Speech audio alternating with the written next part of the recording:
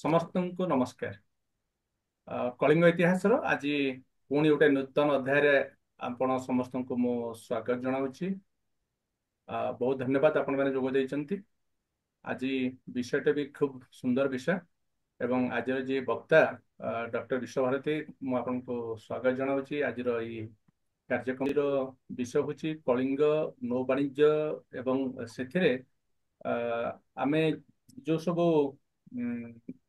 ଅତୀତର ସେ ଯୋଉ ପରମ୍ପରା ବିଷୟରେ ଆମ ପାଖରେ ଯାହା ସବୁ ସନ୍ତକ ସବୁ ଅଛି ସେଥିରୁ ଗୋଟେ ହଉଛି ଫୁଲଣା ସୁନ୍ଦରୀ ଉପାଖ୍ୟାନ। ଆଜି ଆଜିର ଉପାଖ୍ୟାନ ସେ ଫୁଲଣା ସୁନ୍ଦରୀ ବିଷୟରେ ଏବଂ ଆଜି ଆମେ ଶୁଣିବା ବିଶ୍ୱ ଡକ୍ଟର ବିଶ୍ୱଭାରତୀଙ୍କ ଠାରୁ। ତେବେ ତା ପୂର୍ବରୁ ମୁଁ ଅନୁରୋଧ କରିବି ମୋର ବନ୍ଧୁ ସଞ୍ଜୟଙ୍କୁ ସେ ବିଶ୍ୱଭାରତୀଙ୍କ ବିଷୟରେ ଦୁଇ ପଦ କହିବେ। ସଞ୍ଜୟ। ସମସ୍ତଙ୍କୁ ମୋର ନମସ୍କାର। ଆଜି ଆମ ଗହଣରେ ଯେ ବକ୍ତା ଭାବେ ଅଛନ୍ତି ସେ ସମ୍ବାଦପତ୍ରର ଜଣେ ପ୍ରତିଷ୍ଠିତ ସ୍ତମ୍ଭକାର। ସାମ୍ପ୍ରତିକ ସାମାଜିକ ସମସ୍ୟା ଓ ଓଡ଼ିଶା ଇତିହାସର ବିଭିନ୍ନ ଅନାଲୋଚିତ ଦିଗକୁ ନେଇ ସେ ତାଙ୍କର ଲେଖନୀ ଚଳାଇ ଆସୁଛନ୍ତି।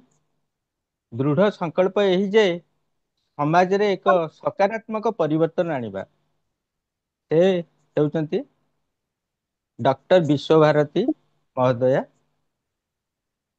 ଆନ୍ଥ୍ରୋପୋଲୋଜିରେ ସେ ଡକ୍ଟରେଟ୍ କରିଛନ୍ତି ଏବଂ ଅଧୁନା ଜୈବିକ କୃଷି ଓ ଆୟୁର୍ବେଦ ଉପରେ କାର୍ଯ୍ୟ କରୁଛନ୍ତି। ସେ ଆକାଶବାଣୀ, ଦୂରଦର୍ଶନ ଓ ବିଭିନ୍ନ ଟେଲିଭିଜନ ଚ୍ୟାନେଲରେ ବହୁବାର ବିଭିନ୍ନ ସମସ୍ୟା ନେଇ ଟକ୍ ଦେଇଛନ୍ତି। ତାଙ୍କର ଅନ୍ୟ ଏକ ପରିଚୟ ହେଲା ସେ ବିଶିଷ୍ଟ ସମାଜସେବୀ ତଥା ପ୍ରସିଦ୍ଧ ପରିବେଶବିତ୍ ପଦ୍ମଶ୍ରୀ ଡକ୍ଟର ରାଧାମୋହନଙ୍କ ସୁପୁତ୍ରୀ ଏବଂ ପଦ୍ମଶ୍ରୀ ସାବରମତୀଙ୍କ ଭଗିନୀ। ତେଣୁ ଗୋଟେ ସମାଜ ସେବାରେ ପ୍ରତିଷ୍ଠିତ ଏକ ପରିବାରରୁ ସେ ଆସିଛନ୍ତି। ତେଣୁ ତାଙ୍କ ରକ୍ତରେ ହିଁ ସମାଜ ସେବା ରହିଛି।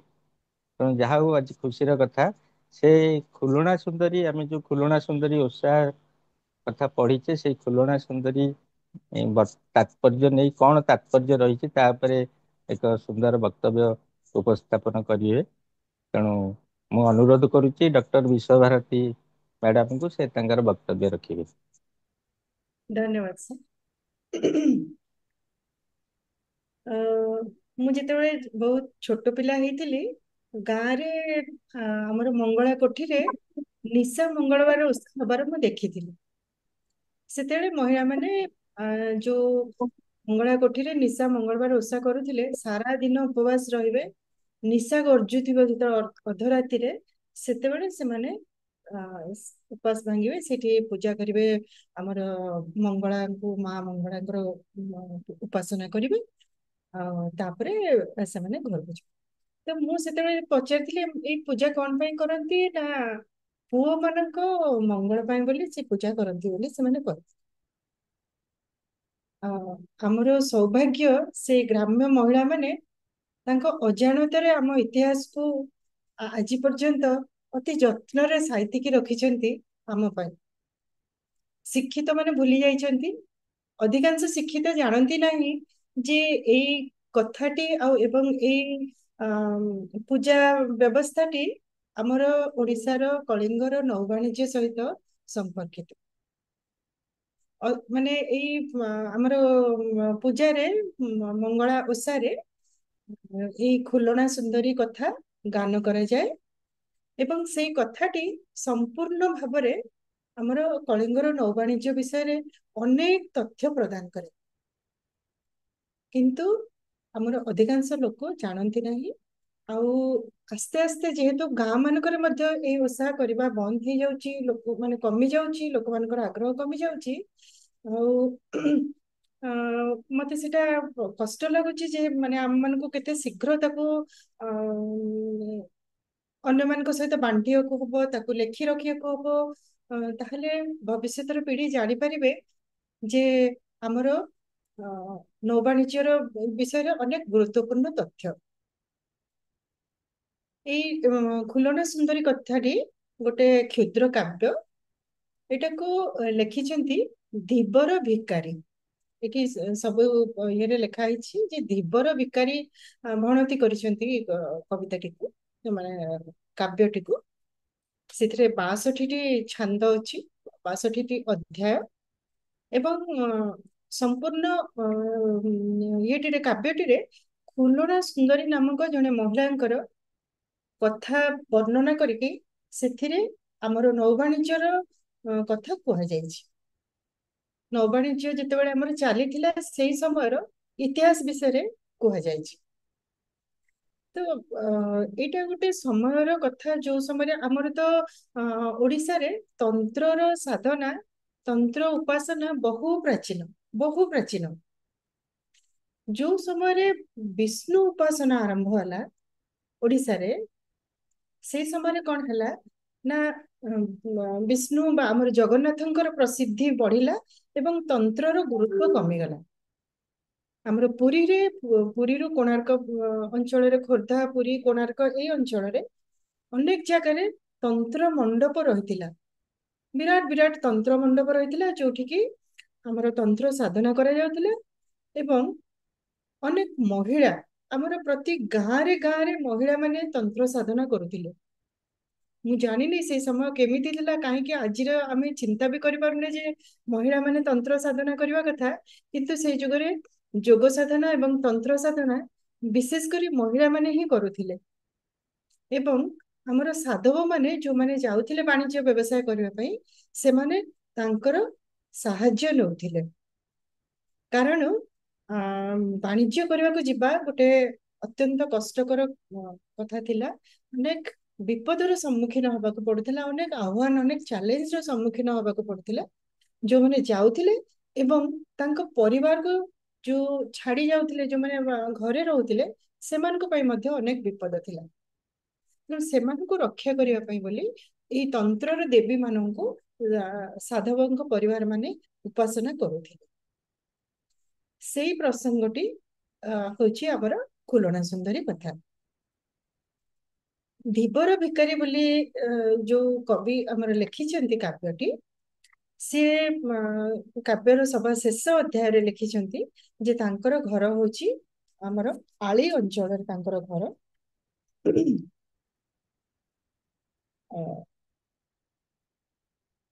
ସେ ଲେଖୁଛନ୍ତି ଯେ ତାଙ୍କର ଜନ୍ମ ବେଳକୁ ତାଙ୍କର ବାପା ଚାଲି ଯାଇଥିଲେ, ସେ ମାଙ୍କ ପାଖରେ ବଢିଥିଲେ। ମା ତାଙ୍କୁ ପିଲାଦିନୁ ବହୁତ ଭଲ ଜ୍ଞାନ ଦେଇଥିଲେ ଏବଂ ସେ ଆଳିର ଯିଏ ଥିଲେ ଜମିଦାର ସାମନ୍ତ, ତାଙ୍କର ନୌକା ଚଳନ କରୁଥିଲେ। ସେ ସମୟରେ ବେଶୀ କରି ଯେହେତୁ ଆମର ନଦୀ ସବୁ ସୁନାବ୍ୟ ଥିଲା, ଆଜି ନଦୀ ମାନଙ୍କର ଅବସ୍ଥା ଯୋଉ ପ୍ରକାର ହେଇଛି ଆମେ ବିଶ୍ୱାସ ବି କରିପାରିବାନି। ଆମର ଯୋଉଗୁଡାକ ଛୋଟ ଛୋଟ ନଦୀ ଗୁଡାକ, ବଡ ନଦୀ ଗୁଡାକ ଅବସ୍ଥା ତ ଯାହା ହେଲାଣି ଛାଡନ୍ତୁ, ବିରାଟ ବିରାଟ ନଦୀ ମାନଙ୍କର, ଆମର ମହାନଦୀର ଶଯ୍ୟା ପୁରାପୁରି ଶୁଖିଲା ପଡିଛି। କିନ୍ତୁ ସେତେବେଳେ ଛୋଟ ଛୋଟ ନଦୀ ମାନେ ମଧ୍ୟ ସୁନାବ୍ୟା ଥିଲେ ଏବଂ ସେଥିରେ ନୌକା ଚାଳନା ହଉଥିଲା। ଯେହେତୁ ଆମର ସ୍ଥଳଭାଗରେ ଜଙ୍ଗଲ ପରିପୂର୍ଣ୍ଣ ଥିଲା ଏବଂ ଯିବା ଆସିବା ପାଇଁ ସେତେ ରାସ୍ତାଘାଟର ସୁବିଧା ନଥିଲା, ତେଣୁ ବିପଦ ସଂକୁଳ ଥିଲା ସେ ରାସ୍ତା ସବୁ। ଚୋର ଭୟ ବି ଥିଲା, ବିଭିନ୍ନ ହିଂସ୍ର ଜୀବଜନ୍ତୁଙ୍କର ଭୟ ଥିଲା, ବିଭିନ୍ନ ପ୍ରକାର ଅସୁବିଧା ଥିଲା। ତେଣୁ ଲୋକମାନେ ବେଶୀ କରି ନୌକାରେ ଯିବା ଆସିବା କରିବା ପାଇଁ ପ୍ରିଫର କରୁଥିଲେ ଗୋଟେ ଜାଗାରୁ ଗୋଟେ ଜାଗାକୁ। ପଣ୍ୟ ଦ୍ରବ୍ୟ ପରିବହନ ହଉ ବା ସେମାନେ ଯିବା ଆସିବା କରିବା ପାଇଁ ହଉ, ଯାତାୟାତ କରିବା ପାଇଁ ହଉ, ସେମାନେ ଜଳପଥକୁ ବେଶୀ ଭାଗରେ ବ୍ୟବହାର କରୁଥିଲେ। ଆଉ ଆମ ଓଡିଶା ତ ସାରା ଓଡିଶାର ପୁରା ଯେମିତି ଜାଲ ଭଳି ଛାଇ ହେଇଛି ବିଭିନ୍ନ ନଦୀ ସବୁ, ବଡ ନଦୀ, ଛୋଟ ନଦୀ, ଆଉ ଯୋଉଗୁଡାକ ବର୍ତ୍ତମାନ ଯାହାର ଅସ୍ତିତ୍ବ ବି ନାହିଁ ବା ଆସ୍ତେ ଆସ୍ତେ ସେଗୁଡିକ ନଷ୍ଟ ହେଇ ଆସିଲାଣି, ଯେମିତି କି ପ୍ରାଚୀ ନଦୀ, ଚନ୍ଦ୍ରଭାଗା ଇତ୍ୟାଦି। ସେଇ ନଦୀ ବି ଦିନେ ସୁନାବ୍ୟା ଥିଲା, ବହୁତ ପାଣି ବର୍ଷ ସାରା ଚିରସ୍ରୋତା ଥିଲା ସେଗୁଡିକ, ଆଉ ସେଥିରେ ମଧ୍ୟ ନୌଚାଳନା ହଉଥିଲା। ତ ଏଇ ଯୋଉ ଧୀବର ଭିକାରୀ ବୋଲି ଯୋଉ ବ୍ୟକ୍ତି ଜଣକ ଲେଖିଛନ୍ତି ଏଇ ଖୁଲଣା ସୁନ୍ଦରୀ କାବ୍ୟ, ସିଏ ଆଳିର ଯିଏ ସାମନ୍ତ ଥିଲେ, ତାଙ୍କର ନୌକା ଚାଳନା ଦାୟିତ୍ୱରେ ସେ ଥିଲେ। ସିଏ ଭଦ୍ର ବ୍ୟକ୍ତି, ଜଣେ ଉଦାର ଚରିତ୍ରର ଲୋକ ଥିଲେ। ତେଣୁ ସିଏ ତାଙ୍କୁ ପିଲାବେଳୁ ତାଙ୍କ ପରିବାରର ଯୋଉ ପିଲାମାନେ ସମସ୍ତେ ଚାଟଶାଳୀରେ ପାଠ ପଢୁଥିଲେ, ତାଙ୍କ ସହିତ ପାଠ ପଢିବାର ସୁଯୋଗ ଦେଇଥିଲେ ତାଙ୍କୁ, ଧୀବର ଭିକାରୀ। ଧୀବର ମାନେ, ଧୀବର ଶବ୍ଦର ଅର୍ଥ ହଉଛି ସେମାନେ ଯୋଉମାନେ ଯାଆନ୍ତି ନୌକା ନେଇକି ନଦୀରେ ହଉ ବା ସମୁଦ୍ରରେ ହଉ ନୌଚାଳନା କରନ୍ତି, ସେମାନଙ୍କୁ ଧୀବର କୁହାଯାଏ। ତ ଲୋକ ଜଣଙ୍କ ନାଁ ହଉଛି ଭିକାରୀ, ଏବଂ ତାଙ୍କର କାମ ଯେହେତୁ ଧୀବର, ତେଣୁ ଧୀବର ସହିତ ସେ ଭିକାରୀ ମିଶେଇକି ଲେଖିଛନ୍ତି। ତ ଯୋଉ ସାମନ୍ତଙ୍କ ପାଖରେ ସେ କାମ କରୁଥିଲେ ତାଙ୍କର ନାଁ ହଉଛି ଜଗନ୍ନାଥ, ଏବଂ ତାଙ୍କ ଘରର ପିଲାମାନଙ୍କ ସହିତ ଚାଟଶାଳୀରେ ପାଠ ପଢିବାର ସୁଯୋଗ ସେ ଦେଇଥିଲେ। ସିଏ ନିଶ୍ଚିତ ଭାବରେ ଜଣେ ମେଧାବୀ ଛାତ୍ର ଥିଲେ, ଆଉ ତାଙ୍କ ମାଙ୍କୁ ସେ ମାନେ ଏତେ ସୁନ୍ଦର ଭାବରେ ଇଏ କରିଛନ୍ତି ଯେ ମୋ ମା ମୋର ପ୍ରଥମ ଗୁରୁ, ଆଉ ସେ ମତେ ପ୍ରଥମେ ଭଲ ସବୁ ଶିକ୍ଷା ଦେଇଥିଲେ, ତାପରେ ମୁଁ ଚାଟଶାଳୀରେ ପାଠ ପଢିଲି। ତାଙ୍କର ଚାଟଶାଳୀ ଗୁରୁଙ୍କୁ ମଧ୍ୟ ବି ସେ ଲେଖିଛନ୍ତି ଶିବପୃଷ୍ଟି, ଗୁରୁଙ୍କର ନାମ ଶିବପୃଷ୍ଟି ଅଟେ, ଜ୍ଞାନ ବୁଝାଇଲେ ମତେ ସେହି, ତାଙ୍କ ଗୁରୁଙ୍କ ନାଁ ବି ଲେଖିଛନ୍ତି। ତ ତେଣୁ ସେଇ ଇଏରେ ସେ ତାଙ୍କଠୁ ପାଠ ପଢିଲେ। କେତେ ଦିନ ପାଠ ପଢିଲା ପରେ ଦିନେ ତାଙ୍କର ସାମନ୍ତ ଲକ୍ଷ୍ୟ କରୁଛନ୍ତି ଯେ ସିଏ ଧୀବର ଭିକାରୀ ନିଜେ ସିଏ କିଛି ପିଲାଙ୍କୁ ପାଠ ପଢେଇବା ଆରମ୍ଭ କରିଛନ୍ତି। ତ ସେଥିରେ ସିଏ ଚମତ୍କୃତ ହେଇଛନ୍ତି ତାଙ୍କ ଜ୍ଞାନରେ, ଏବଂ ସିଏ ଯେତେବେଳେ ମା ମଙ୍ଗଳାଙ୍କର ଜଣେ ବଡ ଭକ୍ତ ଥିଲେ ଧୀବର ଭିକାରୀ, ଏବଂ ସିଏ ଯୋଉ ପିଲାମାନଙ୍କୁ ପାଠ ପଢୁଛନ୍ତି ସେ ମା ମଙ୍ଗଳାଙ୍କର ସ୍ତୁତି ଗାନ କରୁଛନ୍ତି, ତାଙ୍କର ଗୁଣଗାନ କରୁଛନ୍ତି, ତାଙ୍କର ଗୁରୁତ୍ୱ ବର୍ଣ୍ଣନା କରୁଛନ୍ତି ପିଲାମାନଙ୍କୁ। ସେଇଟା ଦେଖିକି ସେ ତାଙ୍କୁ କହିଛନ୍ତି ଯେ ଆପଣ ଆଚ୍ଛା ଧୀବର ଭିକାରୀ, ତମେ ଏ ବିଷୟରେ ଗୋଟେ କବିତା ଲେଖିପାରିବ କି? ତାପରେ ସିଏ ତାଙ୍କୁ ପ୍ରୋତ୍ସାହନ ଦେଇଛନ୍ତି, ଏବଂ ସେ ମା ମଙ୍ଗଳାଙ୍କୁ ପ୍ରାର୍ଥନା କରିକି ଏ କବିତା ଲେଖିବା ଆରମ୍ଭ କରିଛନ୍ତି। ଏଇ କବିତା ଯେତେବେଳେ ଆପଣ ଯଦି ମନ ଦେଇକି ପଢିବେ ଏ କାହାଣୀଟି, ବୁଝିପାରିବେ ଯେ ଏଇଟା ଯୋଉ ସମୟରେ ଲେଖା ହେଇଛି ସେଇ ସମୟରେ ଆମର ତନ୍ତ୍ର ସାଧନାର ଗୁରୁତ୍ୱ କମି ଆସିଛି, ଏବଂ ବିଷ୍ଣୁ ବା ଜଗନ୍ନାଥଙ୍କର ଉପାସନା ଏବଂ ପ୍ରସିଦ୍ଧି ବଢିଛି। କିନ୍ତୁ ଗୋଟେ ଯୋଉ ଅସୁବିଧାଟା ସେଇଟା ସେଇ ସମୟରେ ତନ୍ତ୍ର ସାଧକ ମାନେ ବା ମା ମଙ୍ଗଳାଙ୍କ ଉପାସକ ମାନେ ଅନୁଭବ କରିଛନ୍ତି ବିଷ୍ଣୁ ଉପାସକଙ୍କ ଭିତରେ, ଯେ ଯେମିତି ଆମର କୁହାଯାଇଛି ଯେ ଅଜାମିଳ ଏମିତି ବହୁତ ପାପୀ ଥିଲେ, କିନ୍ତୁ କିଛି ପୁଣ୍ୟ କାମ କଲେ ବା ନାରାୟଣ ନାମ ଡାକିଥିଲେ, ତାପରେ ସେ ପୁରା ମୋକ୍ଷ ପ୍ରାପ୍ତି ହେଇଗଲା। ନାରାୟଣ ବା ଜଗନ୍ନାଥଙ୍କର ଉପାସନାର ଉଦ୍ଦେଶ୍ୟ ହଉଛି ମୋକ୍ଷ ପ୍ରାପ୍ତି, ମୁକ୍ତି ପ୍ରାପ୍ତି ହେବା ପାଇଁ। ତେଣୁ ଏଇ ପ୍ରକାର ଯୋଉ ଏଇଟା ଗପ ହେଇପାରେ ବା ସତ ହେଇପାରେ ଜଣା ନାହିଁ, କିନ୍ତୁ ଏଇ ପ୍ରକାର ଯେତେବେଳେ କାହାଣୀ ସମାଜରେ ପ୍ରଚଳିତ କରାଗଲା, ତାକୁ ଜନପ୍ରିୟ କରାଗଲା ଯେ ତମେ ଯାହା ବି ପାପ କରିଥାଅ, ଯାହା ବି କାମ କର, କିନ୍ତୁ ଯଦି କିଛି ପୁଣ୍ୟ କାମ କରିଦେଲ ଆଉ ସେସବୁ ହରିନାମ ଜପ କରିଦେଲ, ତାହେଲେ ତମର ମୋକ୍ଷ ପ୍ରାପ୍ତି ସୁନିଶ୍ଚିତ। ଏହା ଦ୍ୱାରା ନିଶ୍ଚିତ ଭାବରେ ସେ ସମୟରେ ସାମାଜିକ, ଚାରିତ୍ରିକ, ସାଂସ୍କୃତିକ ଅବସ୍ଖଳନ ଘଟିଛି। ୟାର ସୁଯୋଗ ନେଇକି ବିଶେଷ କରି ବଡ ବଡ ଲୋକମାନେ, ସାଧବ ହୁଅନ୍ତୁ, ରାଜା ଜମିଦାର ହୁଅନ୍ତୁ, ବା ଯୋଉମାନଙ୍କ ହାତରେ କ୍ଷମତାଶାଳୀ ଲୋକମାନେ ହୁଅନ୍ତୁ, କ୍ଷମତା ଯାହା ହାତରେ ଥିଲା, ସେମିତି ଲୋକମାନେ ତାଙ୍କର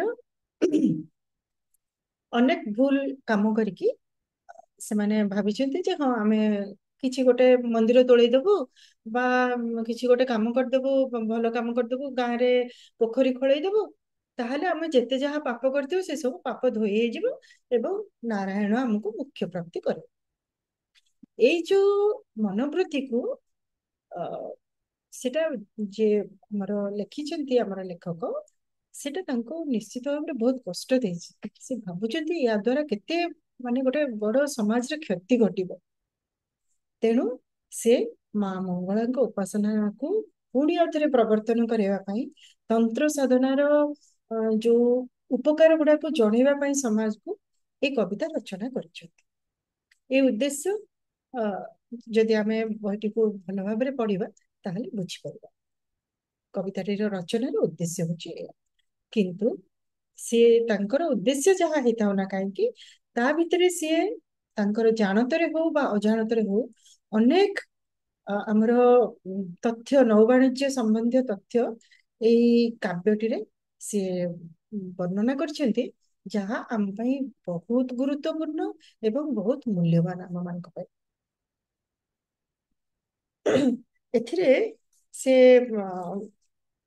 ତାଙ୍କର ଘର ହଉଛି ଆଳି ଅଞ୍ଚଳରେ। ସିଏ ଏଇ ଯୋଉ ଖୁଲଣା ସୁନ୍ଦରୀ କଥା ଲେଖିଛନ୍ତି, ଏଟା ସେ ଲେଖୁଛନ୍ତି ତାଙ୍କ ଘରଠୁ ପଶ୍ଚିମ ଦିଗରେ ଅ, ପାଟଣା କଟକ ବୋଲି ଗୋଟେ ଜାଗା, ଯୋଉଠି ଧନେଶ୍ଵର ନାମକ ଜଣେ ସାଧବ ବସବାସ କରୁଥିଲେ। ତାଙ୍କ ପରିବାର ବିଷୟରେ ସେ ଲେଖିଛନ୍ତି। ଧନେଶ୍ଵର ସାଧବଙ୍କର ପିଢି ପରେ ପିଢି ବା ତାଙ୍କ ପୂର୍ବ ପୁରୁଷ ମାନେ ମଧ୍ୟ ସାଧବ ଥିଲେ ଏବଂ ସେମାନେ ଅନେକ ବୋଇତର ଅଧିକାରୀ ଥିଲେ।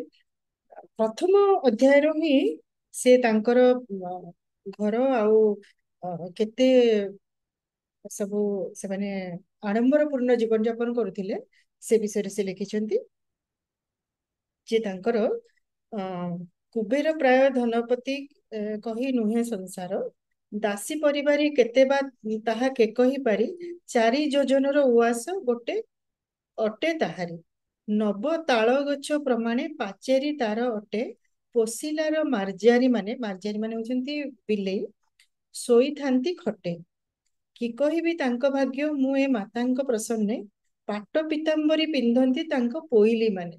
ତାଙ୍କର ମାନେ ଏତେ ଧନ ସମ୍ପତ୍ତି ଯେ ତାଙ୍କର ଦାସୀ ପୋଇଲି ପରିବାରୀ ମାନେ ମଧ୍ୟ ପାଟ ପିତାମ୍ବରୀ ପିନ୍ଧୁଥିଲେ। ଅଶ୍ୱଙ୍କ ପାଦରେ ଘାଗୁଡି, ହସ୍ତି ବେକରେ ଘଣ୍ଟା, ସାରି ପାଦେ ସୁନା ଖଞ୍ଜିଛି, ଭାଲୁ ମୁଣ୍ଡରେ ଜଟା, ଅଜା ମାନେ ଏଠି ଛେଳି ମାନଙ୍କ ସିଙ୍ଗରେ ସୁନା ଖୋଳ ଦେଇଛି, ନଗ୍ରପୁର ତାର ମଣ୍ଡଳ କାହିଁ ଉପମା କିଛି, କାହିଁ ଖଟ ଦୋଳି ପଲଙ୍କ କେଉଁଠାରେ ବାଙ୍କିଆ, କାହିଁ ପଞ୍ଚମରେ ବିଞ୍ଚଣା ଅଛି ପାଟ ତକିଆ, କେଉଁ ଘର ଗୋଟା ହୋଇଛି ମେଘ ନାଦ ଛାଉଣି, କାହିଁ ପ୍ରବାଳରେ ମୁକୁତା ଝୁମ୍ପା ଲାଗିଛି ପୁଣି, କେଉଁ ଘର ଗୋଟା ଚନ୍ଦନ ରୁଅ ଶେଣି ଲାଗିଛି, କାହିଁରେ ଯାଉଣି କବାଟ ତମ୍ବା ପତ୍ର ଲାଗିଛି। କବାଟରେ ତମ୍ବା ଛାଉଣି ହେଇଛି, କଂସାର କବାଟ ମଧ୍ୟ ତାଙ୍କର ଅଛି, ଆଉ ଚନ୍ଦନ କାଠର ରୁଅ ଶେଣି, ଗଜଦନ୍ତ ପଲଙ୍କ, ଆଉ ଛେଳି ମାନଙ୍କର ଗାଈ ମାନଙ୍କ ଶିଙ୍ଗରେ ସୁନାର ଛାଉଣି କରାହେଇଛି, ଘୋଡା ହାତୀ ମାନେ ସବୁ ଘଣ୍ଟି ଘାଗୁଡି ପିନ୍ଧିଛନ୍ତି। ତ ଏଇପରି ଦିବ୍ୟ ବସ୍ତ୍ର ପାଟ ଚାନ୍ଦୁଆ ସର୍ବ ଘରେ ଲାଗିଛି, ହାତୀଶାଳ ଘୋଡାଶାଳ ଯେ ଭିନ୍ନେ ଭିନ୍ନେ ହୋଇଛି। ତେଣୁ ଏଇ ପ୍ରକାର ବର୍ଣ୍ଣନା ହେଇଛି ତାଙ୍କର ଯେ ଏଥିରେ ସାଧବ ମାନଙ୍କ ପରିବାର ମାନେ କି ପ୍ରକାର ଆଡମ୍ବର ପୂର୍ଣ୍ଣ ଜୀବନ ଯାପନ କରୁଥିଲେ ସେ ବିଷୟରେ ଏଠି ବର୍ଣ୍ଣନା କରାଯାଇଛି। ସମ୍ପୂର୍ଣ୍ଣ ବର୍ଣ୍ଣନାଟିରେ ଆପଣ ହୁଏତ କିଛି ଅତିଶୟୋକ୍ତି ବା ଏକ୍ଜାଜେରେସନ ଦେଖିପାରନ୍ତି, ହୁଏତ ଆମେ ତାକୁ କବିର କଳ୍ପନା ବୋଲି କହିପାରିବା, କିନ୍ତୁ ସମ୍ପୂର୍ଣ୍ଣ ମିଥ୍ୟା ନୁହଁ ଏସବୁ ଜିନିଷ, କେତେକ ତଥ୍ୟ ଉପରେ ପର୍ଯ୍ୟବେସିତ ହେଇଛି ଏଗୁଡିକ। ତ ଏତେ ସବୁ ଜିନିଷ ଥାଇକି ମଧ୍ୟ, ଏତେ ଧନ ସମ୍ପଦର ମାଲିକ ହେଇକି ମଧ୍ୟ ବି ଧନେଶ୍ଵର ସାଧବଙ୍କର କୌଣସି ପିଲାଛୁଆ ନଥିଲେ। ସେତେବେଳେ ଯେହେତୁ ବାଣିଜ୍ୟ କାରବାରଟା ହଉଛି ଆମର କେବଳ ମେଲ ଡୋମିନେଟେଡ କାମ ଥିଲା, ଜିନିଷ ସ୍ଥଳ ଭାଗରୁ ବିଭିନ୍ନ ଜାଗାରୁ ସଂଗ୍ରହ କରିବା, ତାକୁ ବୋଇତରେ ଲୋଡ ଅନଲୋଡ କରିବା, ତାପରେ ତାକୁ ନେଇକିରି ଜଳଯାତ୍ରା କରିବା ଏବଂ ଅନ୍ୟ ଦେଶରେ ବିକା କିଣା କରିବା, ପୁଣି ସେଇ ଦେଶରୁ ଜିନିଷ ଧରିକି ପୁଣି ଏଇ ଦେଶକୁ ଆସିବା, ଏସବୁ କାମ କେବଳ ପୁରୁଷ ଲୋକମାନେ ହିଁ କରୁଥିଲେ। ତେଣୁ ଯାହାର ଯେତେ ପୁଅ ଥିବ ସିଏ ସେତେ ବେଶୀ ଧନୀ ହେଇପାରିବ, ତା କାମ କାରବାର ସେତେ ବେଶୀ ବଢିବ। ତେଣୁ ସେତେବେଳେ ପୁଅ ସବୁ ପରିବାର ମାନଙ୍କରେ ସେମାନେ ପୁଅ ଅଧିକା ଚାହୁଁଥିଲେ, ଲେବର ଇଣ୍ଟେନସିଭ ଥିଲା କାମ ସବୁ, ତେଣୁ ପୁଅର ବେଶୀ ଦରକାର ପଡୁଥିଲା। ତ ତାଙ୍କର ପୁଅ ନଥିଲେ, ସେ ଗୋଟେ ପରେ ଗୋଟେ 100 ଜଣ ସ୍ତ୍ରୀ ଗ୍ରହଣ କରିଛନ୍ତି, କିନ୍ତୁ କାହାର ମଧ୍ୟ ବି ପୁଅ ହେଇନାହିଁ, ମାନେ ନିଃସନ୍ତାନ ସେ ରହିଛନ୍ତି। ତ ଏଇ ସମୟରେ ସେ ଭାବୁଛନ୍ତି, ତାଙ୍କ ଘର ହଉଛି ଘାଗରା, ଆମର ଯୋଉ ଆମର କେଉଁଝର ଯାଜପୁର ସେଇ ଅଞ୍ଚଳରେ ଆପଣ ଘାଗରା, ବଡ ଘାଗରା ସାନ ଘାଗରା ଆପଣ ଦେଖିଥିବେ ଇଏ, ତ ଘାଗରା ନଦୀ କୂଳରେ ତାଙ୍କର ଘର, ସେଇ ଅଞ୍ଚଳରେ ତାଙ୍କର ହଉଛି ରାଜ୍ୟ ସାମ୍ରାଜ୍ୟ ବୋଲି ସେମାନେ ସେତେବେଳେ କହୁଥିଲେ, ଯୋଉଡାକ କି ଫୋର୍ଟିଫାଏଡ ହେଇଥିଲା ଚାରିପଟେ, ମାନେ ଇଏ ଆମର ପାଚେରୀ ପରିବେଷ୍ଟିତ ହଉଥିଲା, ଏବଂ ତା ଭିତରେ ସେମାନେ ତାଙ୍କର ଯେତେ ପ୍ରକାର ଜିନିଷ ସେମାନେ କିଣା ବିକା କରିବାକୁ ନଉଥିଲେ, ସବୁ ପ୍ରକାରର ସବୁ ଜାତିର ସବୁ ପ୍ରକାର କାରିଗର ମାନଙ୍କୁ, ଶିଳ୍ପୀ ମାନଙ୍କୁ, ସ୍ଥପତି ମାନଙ୍କୁ ସେମାନେ ତା ଭିତରେ ରହିବା ପାଇଁ ସ୍ଥାନ ଦଉଥିଲେ ଏବଂ ତାଙ୍କର ସେମାନଙ୍କର ନିଜସ୍ୱ ସୈନ୍ୟବଳ ମଧ୍ୟ ଥିଲେ, ପାଇକ ମାନେ ଥିଲେ ସେମାନଙ୍କର, ଯୋଉମାନେ ସ୍ୱତନ୍ତ୍ର ଭାବରେ ତାଲିମ ପାଇଥିଲେ ସାଗର ପାଇକ ମାନେ, ସେମାନଙ୍କ ସହିତ ଜଳଯାତ୍ରା କରିବା ପାଇଁ ବୋଲି। ଆଉ ସେମାନଙ୍କ ଅନୁପସ୍ଥିତିରେ ତାଙ୍କର ଏଠିକାର ସେଟଅପ ର ଦାୟିତ୍ୱ ନେବା ପାଇଁ, ତାଙ୍କ ପରିବାରର, ତାଙ୍କର ଧନ ସମ୍ପତ୍ତିର ଦାୟିତ୍ୱ ନେବା ପାଇଁ ବୋଲି ଶହ ଶହ ସୈନ୍ୟ ମାନେ, ପାଇକ ମାନେ ମଧ୍ୟ ବି ସେମାନେ ନିଯୁକ୍ତ ହୋଇଥିଲେ। ସେମାନେ ସମସ୍ତଙ୍କ ପାଇଁ ସେମାନେ ଘର ତିଆରି କରିଥିଲେ, ରହିବାର ବ୍ୟବସ୍ଥା କରିଥିଲେ, ଏବଂ ଯାହାର ଯୋଉ ଜିନିଷ ଦରକାର ଏମାନଙ୍କ ପାଇଁ, ପାଇକ ମାନଙ୍କ ପାଇଁ ଅସ୍ତ୍ରଶସ୍ତ୍ର, ଏବଂ ଯୋଉ କାରିଗର ସ୍ଥପତି ମାନଙ୍କ ପାଇଁ, ତାଙ୍କ ପାଇଁ ମଧ୍ୟ ଯୋଉ ଜିନିଷ ତାଙ୍କର ଦରକାର, କଞ୍ଚାମାଲ ଦରକାର, ସେ ସବୁ ଜିନିଷ ମଧ୍ୟ ସେମାନେ ଯୋଗେଇ ଦଉଥିଲେ। ତ ଏସବୁ କାମ ପାଇଁ ବୋଲି ସେମାନଙ୍କର ପୁଅ ଅଧିକା ଦରକାର ପଡୁଥିଲା। ତ ଯେହେତୁ ତାଙ୍କର ନାହିଁ, ପୁଅ ନାହିଁ, ସେ କହୁଛନ୍ତି, ମାନେ ଅତ୍ୟଧିକ ବ୍ୟସ୍ତ ହେଇ ପଡିଛନ୍ତି ଯେ 100 ଜଣ ପତ୍ନୀ ଗ୍ରହଣ କଲା ପରେ ମଧ୍ୟ ଯେତେବେଳେ ମୋର ପୁଅ ହଉନାହିଁ, ଆଉ ମୋର ଆଉ ବ୍ୟବସାୟ କଣ ଅଧିକା ବଢିବ, ମୋର ଆଉ ପରିବାର କଣ ହବ, ମୋର ଭବିଷ୍ୟତ ଆଉ କଣ, ଏମିତି ଭାବିକି ସେ ତାଙ୍କର ପ୍ରଥମ ପତ୍ନୀ ନୟନା ସୁନ୍ଦରୀଙ୍କୁ କହୁଛନ୍ତି, ତାଙ୍କ ଆଗରେ ନିଜର ମନର କଷ୍ଟ ବ୍ୟକ୍ତ କରିକି କହୁଛନ୍ତି ଯେ ମୁଁ ଆଉ ସହିପାରୁନି ଏତେ କଷ୍ଟ, ମତେ ବହୁତ କଷ୍ଟ ହଉଛି, ମୁଁ ଭାବୁଛି ଘାଗରା ନଦୀର ଗଣ୍ଡରେ ମୁଁ ଯାଇକିରି ଝାସ ଦେବି। ତ ସେତେବେଳେ ତାଙ୍କ ସ୍ତ୍ରୀ ନୟନା ସୁନ୍ଦରୀ ତାଙ୍କୁ ବୁଦ୍ଧି କହୁଛନ୍ତି ଯେ ଦେଖନ୍ତୁ, ଆପଣ ଯଦି ନଦୀରେ ଝାସ ଦେଇଦେବେ ତାହେଲେ ତ ସବୁ କିଛି ସରିଯିବ, ତାପରେ ତ ଆଉ କିଛି ବି ରହିବ ନାହିଁ। କିନ୍ତୁ ମୁଁ କହୁଛି, ମୋର ଆଉ ଗୋଟିଏ କଥା ମାନନ୍ତୁ, ମୋର ଗୋଟେ ସାନ ଭଉଣୀ ଅଛି, ତା ନାଁ ଫୁଲଣା ସୁନ୍ଦରୀ। ୟାଙ୍କ ନାଁ ହଉଛି ନୟନା ସୁନ୍ଦରୀ, ତାଙ୍କ ନାଁ ହଉଛି ଫୁଲଣା ସୁନ୍ଦରୀ। ସିଏ ମା ମଙ୍ଗଳାଙ୍କର ଜଣେ ବଡ ଭକ୍ତ, ତାକୁ ଆପଣ ବାହା ହୁଅନ୍ତୁ। ମୁଁ ଭାବୁଛି ଯେ ତାପରେ ଆପଣଙ୍କର ସନ୍ତାନ ହେଇପାରେ ମା ମଙ୍ଗଳାଙ୍କ କୃପାରୁ। ତ ସେତେବେଳେ ସେ କହୁଛନ୍ତି ଯେ ମୁଁ ତ ଏତେ ବୁଢା ହେଲିଣି, ମତେ କଣ କେହି ଆଉ ବୋହୂ ଦବ, ମାନେ ଆଉ ସ୍ତ୍ରୀ ଭଳିଆ ଗ୍ରହଣ କରିବ କିଏ? ତ ସେତେବେଳେ ସେ ତାଙ୍କୁ ବୁଦ୍ଧି ବତଉଛନ୍ତି, କଣ ଆପଣ କରିବେ ନା ମୋ ବାପା ଘରକୁ ଯିବେ। ତାଙ୍କ ବାପା ଘର ମାନେ ସେତେବେଳେ ସାଧବ ଘରର ବହୁ ଝିଅ ମାନେ ସାଧବ ଘରେ ହିଁ ବାହା ହଉଥିଲେ। ତାହେଲେ ପରସ୍ପର ଭିତରେ, ମାନେ ସେମାନେ ମଧ୍ୟ ତାଙ୍କ ଅଞ୍ଚଳର ଜିନିଷ ଏମାନଙ୍କ ପାଖକୁ ଦଉଥିଲେ, ଏମାନେ ତାଙ୍କ ଅଞ୍ଚଳର ଜିନିଷ ସେମାନଙ୍କୁ ଦଉଥିଲେ, ପରସ୍ପର ଭିତରେ ତାଙ୍କର ବାଣିଜ୍ୟ କାରବାରର ଭଲ ସମ୍ପର୍କ ରହୁଥିଲା। ତେଣୁ ସେ ମଧ୍ୟ ଗୋଟେ ସାଧବ ପରିବାରର ଝିଅ। ଆଉ ତେଣୁ ସେ କହୁଛନ୍ତି ଯେ ଆପଣ ଯାଆନ୍ତୁ, ଯାଇକି ମୋ ଭାଇର ନାଁ ହଉଛି ବିଦ୍ୟାଧର, ବିଦ୍ୟାଧର ସହିତ ଆପଣ ପଶା ଖେଳିବେ, ଚଉସାର ବୋଲି ସେ ଲେଖୁଛନ୍ତି। ତୁମ୍ଭେ ଯାଇ ତାହା ସଙ୍ଗରେ ଚଉସାର ଖେଳିବ, ଖେଳରେ ମୋ ଭାଇ ହାରିବ, ଖୁଲଣାଙ୍କୁ ମାଗିବ। ସେ ପଶା ଖେଳରେ ଯୋଉ ବାଜି ଲଗା ହୁଏ, ତ ସେ ତାଙ୍କୁ ବୁଦ୍ଧି ବତେଇଛନ୍ତି ଯେ ଆପଣ ଯିବେ, ବିଦ୍ୟାଧର ମୋ ଭାଇ ସାଙ୍ଗରେ ପଶା ଖେଳିବେ, ପଶା ଖେଳରେ ଯଦି ହାରିବେ ତାହେଲେ ବାଜି ରହିବ ଖୁଲଣା ସୁନ୍ଦରୀ। ତ ସେ ଯାଇଛନ୍ତି, ପଶା ଖେଳିଛନ୍ତି, ଏବଂ ସେଠି ସେ କହିଛନ୍ତି ଯଦି ମୁଁ ହାରିବି ତାହେଲେ ମୁଁ କଣ କରିବି ନା 7ଟା ବୋଇତ ଦେବି, ଇଏ ମୁଁ ଯେବେ ନିଶ୍ଚୟ ହାରିବି ଦେବି 7 ବୋଇତ, ଏକଥା ଅନ୍ୟଥା ନୁହଇ 7 ବାରରେ ସତ୍ୟ। ସେ କହୁଛନ୍ତି ଯେ ମୁଁ ଯଦି ହାରିବି ତାହେଲେ 7ଟା ବୋଇତ ଦେବି, ତମେ ଯଦି ହାରିବ ତାହେଲେ ତମେ ମତେ ଖୁଲଣା ସୁନ୍ଦରୀକୁ ଦବ। ଏହା କହିକି ସେ ଖେଳ ଆରମ୍ଭ କରିଛନ୍ତି, ଏବଂ ମା ମଙ୍ଗଳାଙ୍କୁ ସ୍ମରଣ କରିକି ଖେଳିଛନ୍ତି, ଏବଂ ଶେଷରେ ବିଦ୍ୟାଧର ହାରି ଯାଇଛନ୍ତି, ଆଉ ଫୁଲଣା ସୁନ୍ଦରୀଙ୍କୁ ବାହା ଦେବା ପାଇଁ ତାଙ୍କୁ ବାଧ୍ୟ ହେଇଛନ୍ତି। ଫୁଲଣା ସୁନ୍ଦରୀ ଯେତେବେଳେ ବାହା ହେଇକି ଆସିଛନ୍ତି, ସେଇ ସମୟରେ ସେଇ ସମୟରେ ଯୋଉ ବାଜା ସବୁ ଅଛି ଆମର,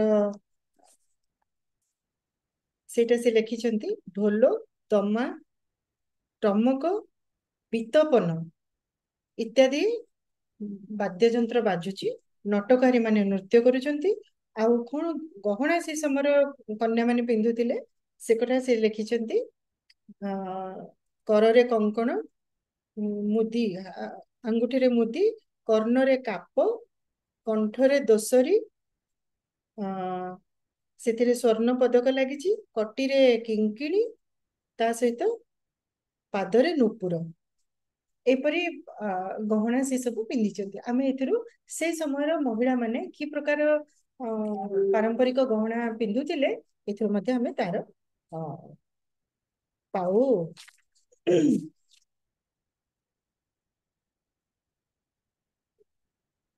ଆଚ୍ଛା, ଏଇ ସମୟରେ କଣ ହେଇଛି, ଫୁଲଣା ସୁନ୍ଦରୀ ଆସିଛନ୍ତି ତାଙ୍କ ଘରେ। ସେ ଜଣେ ତ ମଙ୍ଗଳାଙ୍କର ବହୁତ ବଡ ଉପାସିକା, ବହୁତ ଦୃଢ ଭାବରେ ସେ ତାଙ୍କୁ ଭକ୍ତି କରନ୍ତି।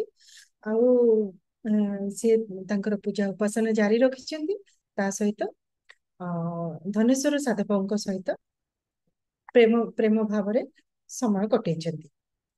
ଏଇ ସମୟରେ କଣ ହେଇଛି, କିଛି ଦିନ ପରେ, ଦିନେ ସକାଳୁ ଯେତେବେଳେ ଅ, ଯାଇଛନ୍ତି ଆମର ଧନେଶ୍ୱର ସାଧବ ବାହାରକୁ ଯାଇଛନ୍ତି, ସକାଳୁ ଉଠିକି ପ୍ରଥମେ ସେ ଦୁଆର ମୁହଁରେ ଗୋଟେ ହାଡିକୁ ଦେଖୁଛନ୍ତି।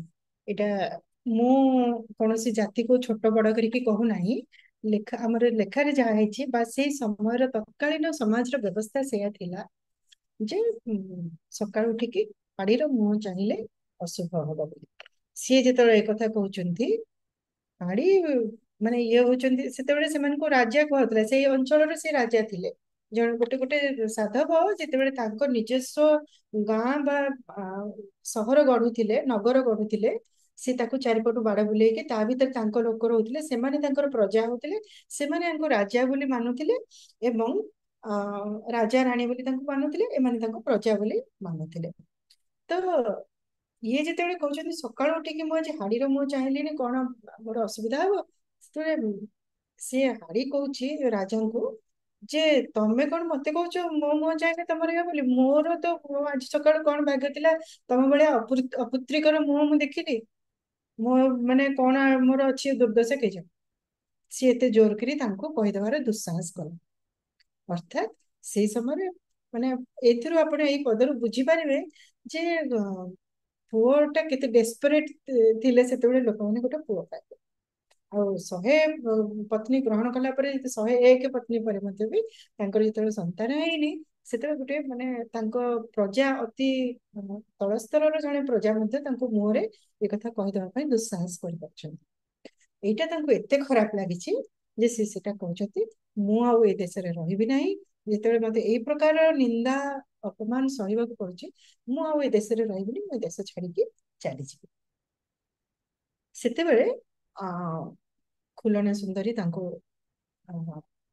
ଶୁଭ ଖବର ଦଉଛନ୍ତି ଯେ ନା, ମୁଁ ବର୍ତ୍ତମାନ ଗର୍ଭବତୀ ଅଛି, ଆଉ ଆପଣ ନିଶ୍ଚିତ ଆଉ କିଛି ମାସ ପରେ ପିତା ହେବେ, ଆଉ ତେଣୁ ଆପଣଙ୍କୁ ଆଉ ସେଇ ଅପମାନ ସହିବାକୁ ପଡିବନି, ତେଣୁ ଆପଣ ଯାଆନ୍ତୁ ନାହିଁ। କିନ୍ତୁ ଧନେଶ୍ୱର ସାଧବଙ୍କୁ ଏ କଥା ଏତେ ଖରାପ ଲାଗିଛି ଯେ ସେ କହିଲେ ଠିକ ଅଛି, ମୁଁ ଚାଲି ଯାଉଛି, ଯଦି ମୋର ପୁଅ ହୁଏ ତାହେଲେ ମୋ ପାଖକୁ ଖବର ଦେବ, ମୁଁ ପଛେ ଫେରି ଆସିବି, କିନ୍ତୁ ଏଠି ମୁଁ ଆଉ ରହିପାରିବି। ତେଣୁ ସେ ନିଜର ବୋଇତ, ତାଙ୍କ ନିଜର ଅନେକ ବୋଇତ ଥିଲା, ତା ଭିତରୁ ଗୋଟିଏ ବୋଇତ ଯୋଉଥିରେ 18 ଜଣ ଲୋକଙ୍କୁ ନେଇକରି ସେ ବାହାରି ଯାଇଛନ୍ତି ଅନ୍ୟ ଦେଶକୁ। ସେ ଦେଶରେ ସେ ଲେଖିଛନ୍ତି, ପୁତ୍ର ଜନ୍ମ ହେଲେ ପୁଣି ଆସିବି, ଦୁହିତା ଜନ୍ମ ଶୁଣିବି ଯେବେ, ପ୍ରବାସରେ ଥାଇ ମରିବି ତେବେ। ଯଦି ଝିଅ ହବ ତାହେଲେ ସେଠି ପ୍ରବାସରେ ମରିଯିବି ପଛେ ଆଉ ଆସିବି ନାହିଁ। ଲକ୍ଷେ ଦୁହିତାରେ ନହେଲେ ଶେଷ, ଗୋଟିଏ ସୂତରେ ଗୋଟିଏ ଯଶ। ଯଦି ଲକ୍ଷେଟା ଝିଅ ଅଛି, ଯେତିକି ମାନେ ନୁହଁ, କିଛି ଯଶ ନାହିଁ, ଗୋଟିଏ ପୁଅ ଥିଲେ ଗୋଟିଏ ଯଶ ମିଳେ। ସେ ସମୟର ବ୍ୟବସ୍ଥା କଣ ଥିଲା ଦେଖନ୍ତୁ। ଏଟାକୁ ଆମେ ତାଙ୍କୁ ଦୋଷ ଦେଇପାରିବାନି, ଏଟା ହଉଛି ସେ ସମୟର ବ୍ୟବସ୍ଥା ଯୋଉଥିରେ ପୁଅ ମାନଙ୍କର ଦରକାର ଥିଲା, ତେଣୁ ଏଇ ପ୍ରକାର ଇଏ ଥିଲା। ତ ତାପରେ ସେ ଯେତେବେଳେ ବାହାରୁଛନ୍ତି, ତାଙ୍କର ପାଟରାଣୀ ଯିଏ ନୟନା ସୁନ୍ଦରୀ, ତାଙ୍କର ପ୍ରଥମ ରାଣୀ, ତାଙ୍କୁ ଯାଇକି କହୁଛନ୍ତି ଯେ ମୁଁ ବାହାରି ଯାଉଛି, ଆଉ ତମେ ଫୁଲଣା ସୁନ୍ଦରୀର ଯତ୍ନ ନବ। ତ ସିଏ ଯେତେବେଳେ ବାହାରୁଛନ୍ତି, ଏଇଟା କେତେ ଗୁରୁତ୍ୱପୂର୍ଣ୍ଣ ତଥ୍ୟ ଦେଖନ୍ତୁ ଏଇଠି ଦେଉଛନ୍ତି ଯେ ସିଏ କଣ କଣ ଜିନିଷ ନେଇକି ଯାଉଛନ୍ତି। ଏଥିରୁ ଆମେ ଜାଣିପାରିବା ଯେ ଆମ ଅଞ୍ଚଳରୁ କଣ କଣ ଜିନିଷ ବାହାରକୁ ଯାଉଥିଲା, ପଣ୍ୟ ଦ୍ରବ୍ୟ। ସେ ଏଇଠି କରାଯାଉଛି ମନୋହାରୀ ବୋଲି ଏକ ବୋଇତ ତକ୍ଷଣ ସଜ କଲା ନରନାଥ। ଅନେକ ଦ୍ରବ୍ୟ ତା ଭିତରେ ଭରି ଶୁଣ୍ଠି ପିପଳି ଯେ ପାନ ମଧୁରୀ। ଗଙ୍ଗାର କର୍ପୂର କସ୍ତୁରୀ ଝୁଣା ଜାଇଫଳ ବଡ଼ ଜିରା ଟାଙ୍ଗଣା। ହେଙ୍ଗୁ ସୌପ ଲବଙ୍ଗ ଜୁଆଣି ଗୁଜୁରାତି ଅଳେଇଚକୁ ଘେନି। ନୀଳବଡ଼ି ହରିତାଳ ହିଙ୍ଗୁଳ ମୁଦାର ଶଙ୍ଖ ପୁଣି ମନଶୀଳ। ମେଥି ରସୁଣ ଯେ ଜିରା ମରିଚ କଳା ଲୁଣ ଲୋଧୁ ଭାଲିଆ ବଚ। ଖଇର ଆପୁ ମେଣ୍ଢା ସିଂହ ପାରା ନାଗେଶ୍ୱର ତେଜପତ୍ର ମହୁରା। ଅଷ୍ଟରତ୍ନ ଆଦି ଯେତକ ଦ୍ରବ୍ୟ ବୋଇତ ଭିତରେ ରଖିଲା ସରପ। ତେଣୁ ଏଇସବୁ ଜିନିଷ ମାନେ ଅଷ୍ଟରତ୍ନ ବିଭିନ୍ନ ଆମ ହୀରା ତ ମୁଖ୍ୟ ଜିନିଷ ଥିଲା, ହାତୀ ଆଉ ହୀରା, ଯୋଉଥିରୁ ଓଡିଶାର ସାଧବ ମାନେ ବହୁତ ଲାଭ ପାଉଥିଲେ। ବିଭିନ୍ନ ପ୍ରକାର ରତ୍ନ ମଧ୍ୟ ଆମର ଏପର୍ଯ୍ୟନ୍ତ ମଧ୍ୟ ରତ୍ନ ଗର୍ଭା ଆମର ଓଡିଶାରୁ ଆଜି ପର୍ଯ୍ୟନ୍ତ ମଧ୍ୟ ରତ୍ନ ମିଳୁଛି। ତ ସେତେବେଳେ ତା ସହିତ ବିଭିନ୍ନ ପ୍ରକାର ଏଠି ମୁଁ ଯାହା ଯାହା କହିଲି ବିଭିନ୍ନ ଏଗୁଡାକ ସବୁ ଔଷଧୀୟ ଦ୍ରବ୍ୟ ସାରା ଭାରତର ବିଭିନ୍ନ ଅଞ୍ଚଳରୁ ସଂଗ୍ରହ କରିକି ସେ ନେଇକି ଯାଉଛନ୍ତି। ଏଠି ଗୋଟେ ବର୍ଣ୍ଣନା ରହିଛି, ପୁଣି ତାଙ୍କ ପୁଅ ଯେତେବେଳେ ଯାଇଛନ୍ତି, ମୁଁ ଏକାବେଳେ ସେ ଦିଟାକ ଜିନିଷ କହିଦଉଛି, ତାହେଲେ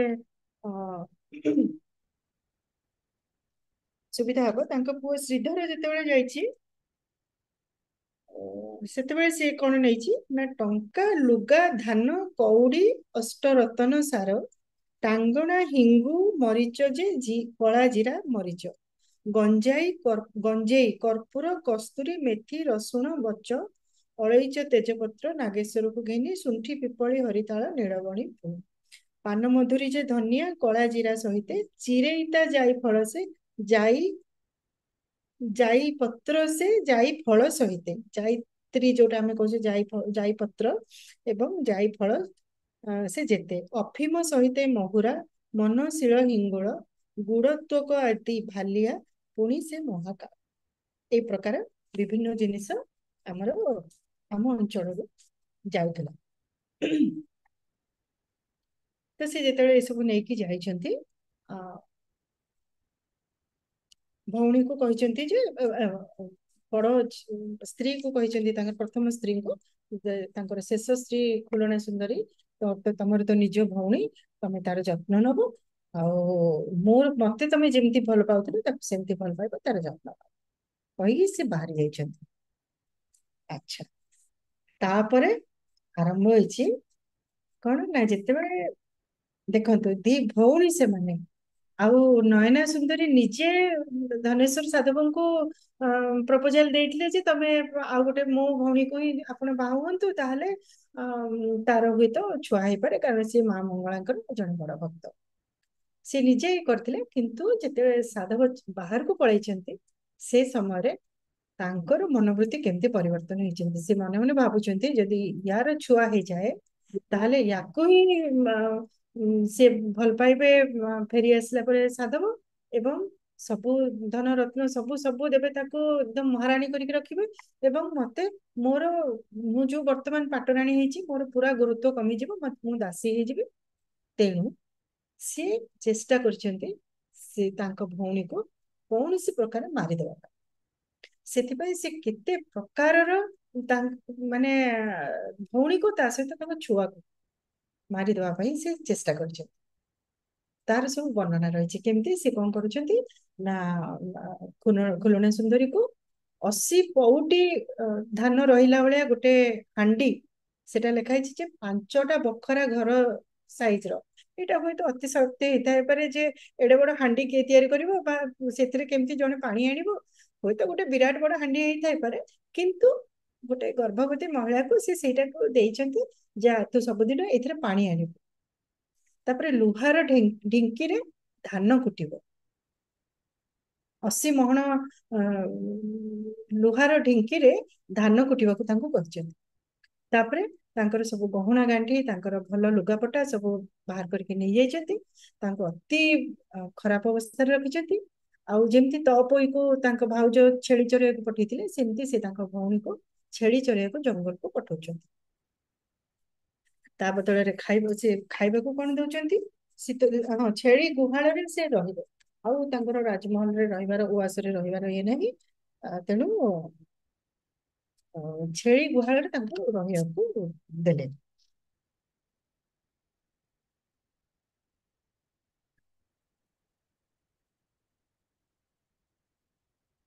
ସିଏ କଣ ହେଇଛି ଏଇ ସମୟରେ ଯେତେବେଳେ ଗର୍ଭବତୀ ସେ ଅଛନ୍ତି ଆଉ ତାଙ୍କୁ ତାଙ୍କ ଭଉଣୀ ଏ ପ୍ରକାର ନିର୍ଯାତନା ଦଉଛନ୍ତି, ସେତେବେଳେ ସିଏ ଅତି ବିକଳ ହେଇକି ମା ମଙ୍ଗଳାଙ୍କୁ ସ୍ମରଣ କରୁଛନ୍ତି।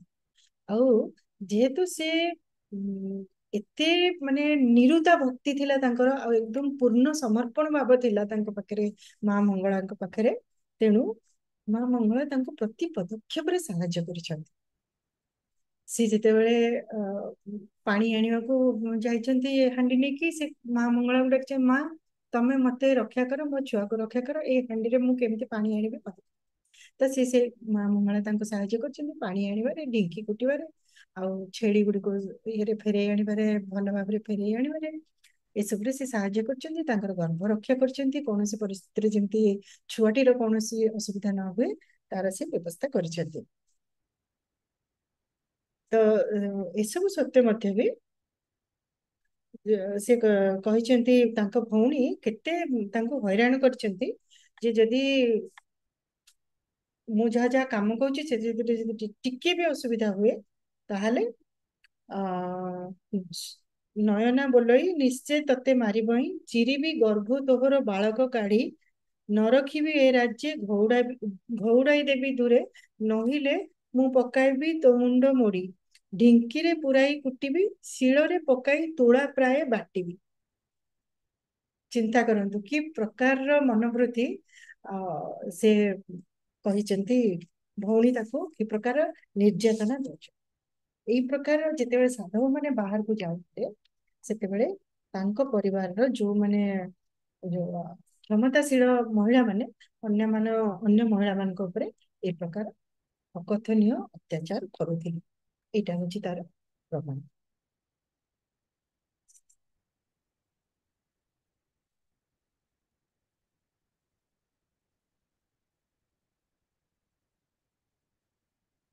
ତାପରେ ତାଙ୍କୁ ଖାଇବାକୁ କଣ ଦଉଥିଲେ ଏଥିରେ ଦେଇଛନ୍ତି, ସେ କଣ କହୁଛନ୍ତି, ହାତ ବୋଲି କପା ମଞ୍ଜି ଦେଲାକ ଝଟତି, ତିଅଣ ବୋଲି ଦେଲା ଜଳ ଖାଲି ଆଣି, ହଳଦୀ ପୁଡାଏ ତହିଁ ଗୋଳାଇଛି ପୁଣି, ଲୁଣ ବୋଲି କରି ସେ ପାଉଁଶ ଦେଲା ଢାଳି, କର୍ମକୁ ଆଦରି ତାହା ଭୁଞ୍ଜଇ ସେ। ଏଇଟା ତାଙ୍କୁ ଖାଇବାକୁ ଦିଆହଉଥିଲା, ଭାତ ବୋଲି କପା ମଞ୍ଜି ଖାଇବାକୁ ଦିଆହଉଥିଲା।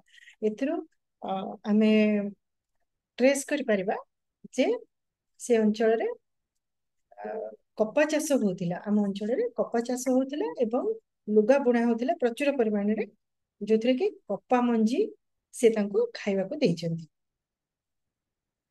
ସେତେବେଳେ ସେ କହୁଛନ୍ତି ଯେ ଏଇସବୁ ଖାଇବା ପାଇଁ ମଧ୍ୟ ବି ତାଙ୍କୁ ସେ ଥାଳି ଦେଇନାହାନ୍ତି, ତାଙ୍କୁ କହିଛନ୍ତି ତୁ ଯାହା ପତ୍ର ଆଣିବ ତତେ ଖାଇବାକୁ ଦିଆଯିବ।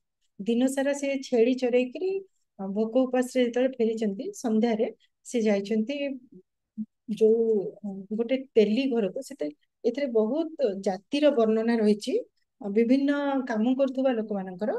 ସେଇ ହିସାବରେ ସେ ଲେଖିଛନ୍ତି ଯେ ଜଣେ ତେଲି ଘରକୁ ଯାଇଛନ୍ତି, ସେ ଗୋଟେ ସାରୁ ପତ୍ର ତା ବାଡିରୁ ଆଣିବା ପାଇଁ ଆଣିଲେ, ସେଥିରେ ସେ ଖାଏ। ତ ସେ ପତ୍ର ଯେତେବେଳେ ସେ ଆଣିବାକୁ ଯାଇଛନ୍ତି, ସାଙ୍ଗେ ସାଙ୍ଗେ ନୟନା ଯାଇକି ତା ଘରେ କହିଦେଇଛି, ତେଲି ଘରେ, ଯେ ତୋ ବାରିରେ ଚୋର ପଶିଛି, ଯା ଇଏ କର। ତାର 18 ଜଣ ପୁଅ ସେ ତେଲିର, ଯୋଉମାନେ ବ୍ୟବସାୟ କରୁଥିଲେ ସେମାନଙ୍କ ଘରେ ଦେଖନ୍ତୁ କେତେ କେତେ ପୁଅ ସେମାନଙ୍କର ଦରକାର ପଡୁଥିଲେ। ତ ସେମାନଙ୍କ ତାର 18 ଜଣ ପୁଅ ସମସ୍ତେ ଦୌଡି ଯାଇଛନ୍ତି ତାକୁ ଚୋର ପଶିଛି ବୋଲି ବାଡିରେ। ଦେଖିଲା ବେଳକୁ ସେ ଖୁଲଣା ସୁନ୍ଦରୀ ଯେତେବେଳେ ଦେଖିଛନ୍ତି, ସେମାନେ ତାଙ୍କ ପାଦ ତଳେ ପଡିଛନ୍ତି ଏବଂ ତାଙ୍କୁ ଖାଦ୍ୟ ବସ୍ତ୍ର ଦେଇଛନ୍ତି।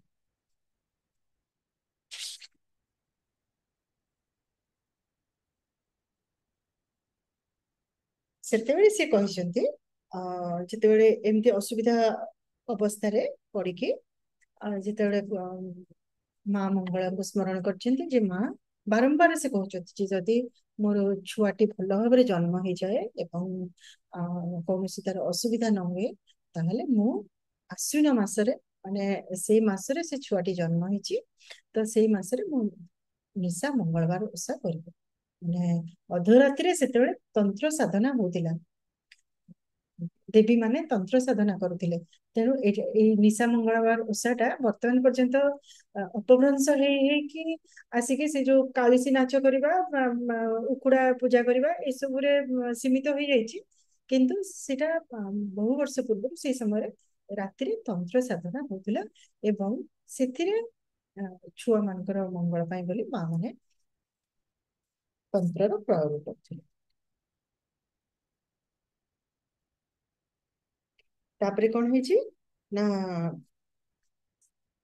ପୁଅ ଜନ୍ମ ହେଇଛି ଛେଳି ଗୁହାଳ। ତାକୁ ଆ ମା ମଙ୍ଗଳା ଜଗିକି ରହିଛନ୍ତି 12 ଦିନ ପର୍ଯ୍ୟନ୍ତ ଏବଂ ତାଙ୍କୁ ସବୁ ତାଙ୍କର ଖାଇବା ପିଇବାର ସବୁ ବ୍ୟବସ୍ଥା କରିଛନ୍ତି। ତାଙ୍କୁ ଗୋଟେ ଲଡୁ ଦେଇଛନ୍ତି, ତୁ ଏଇଟା ଖାଇଦେ, ତାହେଲେ ତତେ ଆଉ କେବେ ବି ଭୋକ ହବ ନାହିଁ, ଆଉ ତୁ କେବେ ବି ତାକୁ ଖାଇବାକୁ ନୟନାକୁ ମାଗିବାକୁ ଯିବା ଦରକାର ପଡିବ।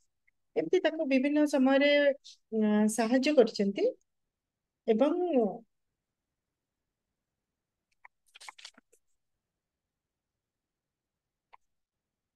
ତାପରେ ଯେତେବେଳେ ସେ ଛୁଆଟି ଭଲ ହେଇକି ବଞ୍ଚି ଯାଇଛି, ତାର ଯୋଉ ଆମର ହୁଏ ବିଭିନ୍ନ ସବୁ, ତାଙ୍କର ତ ତାଙ୍କ ପାଖରେ ମା ବାପା ନାହାନ୍ତି, ତାଙ୍କ ସ୍ୱାମୀ ନାହାନ୍ତି, ତାଙ୍କ ପାଖରେ ଆଉ କେହି ନାହାନ୍ତି।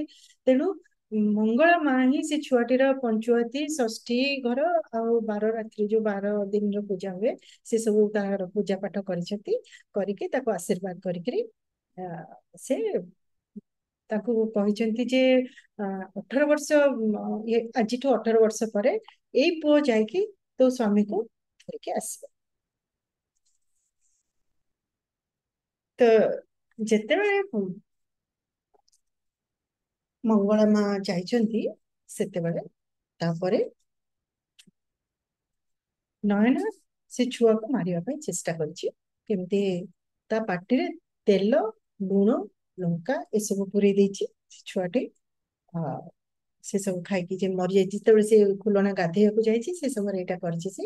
ଆଉ କେମିତି ସେଥିରୁ ସେ ପୁଣି ଆସିଲା ପରେ ମଙ୍ଗଳା ମାଙ୍କୁ ପ୍ରାର୍ଥନା କରିକି ମା ମଙ୍ଗଳା ତାକୁ ଛୁଆକୁ ବଞ୍ଚେଇଛନ୍ତି। ଏତେ ଯେତେବେଳେ ଅସୁବିଧା ହେଇଛି ତାପରେ ସେ କହିଛି ଯେ ମୁଁ ସବୁବେଳେ ତ ତମକୁ ମାନେ ମୋ ପାଖରେ ଖାଲି ମୋ କାମ କରିବ ବୋଲି ତମକୁ ଧରିକି ରଖିପାରିବିନି। ମତେ ଏଇଠୁ ଏମିତି କୌଣସି ଗୋଟେ ଜାଗାକୁ ନେଇଯାଅ ଯୋଉଠି ମୁଁ ଏଇ ଇଏରୁ ମୋ ଭଉଣୀର ଦାଉରୁ ମୁକ୍ତି ପାଇଯିବି, ଆଉ ମୁଁ ପଛେ ଭିକ ମାଗିକି ହଉ ପଛେ ଖାଇକି ମୋ ଛୁଆକୁ ବଞ୍ଚେଇକି ସେଠି ରଖିବି। ତ ସିଏ ମଙ୍ଗଳା ମା ତାକୁ ସୁକାନ୍ତି ବୋଲି ଗୋଟେ ନଗର, ସେଠିକୁ ସେ ନେଇକି ଯାଇଛନ୍ତି। ଏଇଟିରେ ପୁରା ସମ୍ପୂର୍ଣ୍ଣ କାବ୍ୟଟିରେ ପାଖାପାଖି 24ଟି ନଗର ବିଷୟରେ ବର୍ଣ୍ଣନା କରିଛନ୍ତି କବି। ସେଗୁଡିକ ହଉଛି ପାଟଣା କଟକ, ଋଷ୍ୟାତ, ଧୂମାନ୍ତ, ଅଙ୍ଗ, ବଙ୍ଗ, କଳିଙ୍ଗ, ମଜ୍ଜିକାବେଡି, ଚିତ୍ରନଗ୍ରପୁର, ବିରୁପା, ଘାଗରା, କଳାପ, ମଧୁବନ, ମଗଧ, କର୍ଣ୍ଣାଟ, କଳାବତୀ, ପିନାକ, ସୁଖ୍ୟାତ, ଅବନ୍ତୀ, ମଲ୍ଲିକା, ଜୟନ୍ତୀ, କୁଶଦ୍ୱୀପ, ଜମ୍ବୁକ, ସୁକାନ୍ତି, କାପଡା ଏବଂ ଆଳି ତାଙ୍କ ନିଜ ଘର। ଏତିକ ରାଜ୍ୟର ବର୍ଣ୍ଣନା ଏ ଭିତରେ ରହିଛି। ଯେହେତୁ ସେମାନେ ବିଭିନ୍ନ ଅଞ୍ଚଳକୁ ନେଇକି ଯାଉଥିଲେ, ଆମର ଯେମିତି ଡ୍ରାଇଭର ଭାଇ ମାନେ ବା ଯୋଉମାନେ ବହୁତ ଟ୍ରାଭେଲ କରନ୍ତି ସେମାନେ ବିଭିନ୍ନ ଅଞ୍ଚଳର ଭୌଗୋଳିକ ଅବସ୍ଥିତି ଜାଣିଥାନ୍ତି, ସେମିତି ସେ ଯେହେତୁ ଧୀବର ଥିଲେ ତେଣୁ ବିଭିନ୍ନ ଅଞ୍ଚଳର ଭୌଗୋଳିକ ଅବସ୍ଥିତି ବିଷୟରେ ତାଙ୍କୁ ଜଣାଥିଲା। ତେଣୁ ସେ ଏଥିରେ ଗୁଡାଏ ଜାଗାର ବର୍ଣ୍ଣନା କରିଛନ୍ତି। ତେଣୁ ସେଠି ସେ ସେମିତି ଆଉ ଗୋଟେ ଜାଗାକୁ ନେଇଯାଇଛନ୍ତି ଯୋଉଠି ସେ ଗୋଟେ ବ୍ରାହ୍ମଣ ପରିବାରରେ ଦାସୀ ଭାବରେ କାମ କରିଛନ୍ତି ଖୁଲଣା ସୁନ୍ଦରୀ, ଏବଂ ତାଙ୍କ ଘରେ ସେ ପାଠ ମାନେ ତାଙ୍କ ଛୁଆକୁ ଧରିକି ରହିଛନ୍ତି। ଛୁଆ ବଡ ହେଇଛି, ତା ନାଁ ସେ ଶ୍ରୀଧର ଦେଇଛନ୍ତି। ଶ୍ରୀଧର ଟିକେ ବଡ ହେଲା ପରେ ତାକୁ ସେ ଯାହା ସେ କାମ କରିକିରି ପଇସା ପାଉଥିଲେ ସେଥିରେ ସେ ପାଠ ପଢେଇଛନ୍ତି ଚାଟଶାଳୀରେ। ଚାଟଶାଳୀରେ ସେ ସମୟରେ ଅନେକ ପ୍ରକାରର ପାଠ ପଢା ହଉଥିଲା। ଯେହେତୁ ସେତେବେଳେ ସବୁ ଯାଉଥିଲେ ସାଧବ ମାନେ, ବହୁତ ଏଟା ଫ୍ରିକୁଏଣ୍ଟଲି ବିଭିନ୍ନ ଗାଁ ଗଣ୍ଡାରୁ ଲୋକମାନେ ମଧ୍ୟ ଯାଉଥିଲେ, ବାଣିଜ୍ୟ ବ୍ୟବସାୟ ସହିତ କାରବାର କରୁଥିଲେ।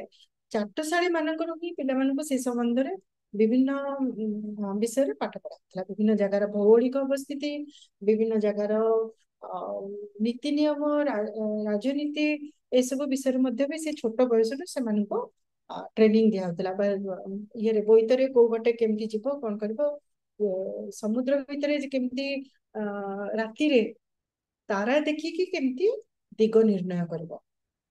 ଏଇଟା ଗୋଟେ ଆମ ପରମ୍ପରା, ଗୋଟେ ବହୁତ ପୁରୁଣା ପରମ୍ପରା। ଏବଂ ଆମର ନାବିକ ମାନେ କେତେ କେତେ ମାନେ ଅବଜର୍ଭ କରି କରି ପରୀକ୍ଷଣ ନିରୀକ୍ଷଣ କରି କରିକି ଏ ଜ୍ଞାନ ଅର୍ଜନ କରିଥିଲେ ଏବଂ ତାଙ୍କର ପରବର୍ତ୍ତୀ ପିଢିକୁ ସେମାନେ ଦଉଥିଲେ ଯେ କୋଉ ବାଟେ କେମିତି ଗଲେ କୋଉ ଜାଗାରେ ପହଞ୍ଚିବ, ସେଇଠି ଯିବା ବାଟରେ କଣ ସବୁ ସୁବିଧା ଅଛି ଅସୁବିଧା ଅଛି, ଏବଂ ରାତିରେ ଦିନରେ କେମିତି ଦିଗ ନିର୍ଣ୍ଣୟ କରିବାକୁ, ତାରା ନକ୍ଷତ୍ର ମାନଙ୍କୁ ଦେଖିକି କେମିତି ଦିଗ ନିର୍ଣ୍ଣୟ କରିବାକୁ ହବ, ସେଇ କଳା ସେ ବିଜ୍ଞାନ ସେମାନଙ୍କୁ ଜଣାଥିଲା ଏବଂ ସେମାନଙ୍କୁ ପଢଉଥିଲା।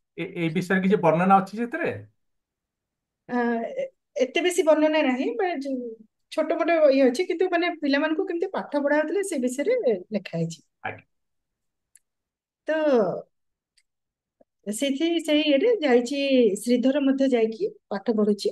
ପାଠ ପଢିଲା ବେଳେ ତାର ଖଡିଟା ତା ହାତରୁ ଖସିକିରି ଗଡି ଯାଇଛି, ଯାହାକୁ ଆଉ ଗୋଟେ ସାଧବ ପୁଅ ଧରିଛି ପାଇଛି। ତାକୁ ସେ ମାଗିଛି, ସେ କହୁଛି ନା ମୁଁ ତତେ ଦେବିନି, ତୁ କିଏ କେମିତି, ତୋର ତୋ ବାପାର ପରିଚୟ ନାହିଁ କିଛି ନାହିଁ, ତୁ କୋଉଠୁ ଆସିଲୁ, ଗୋଟେ ଦାସୀର ପୁଅ, ତୁ କଣ ମୋ ସାଙ୍ଗେ ମତେ ଇଏ କରୁଛୁ, ମୁଁ ସାଧବର ପୁଅ, ତୁ ମତେ କିଛି କହିପାରିବିନି, ଖଡି ମୋର, ମୁଁ ତତେ ଦେଇପାରିବି।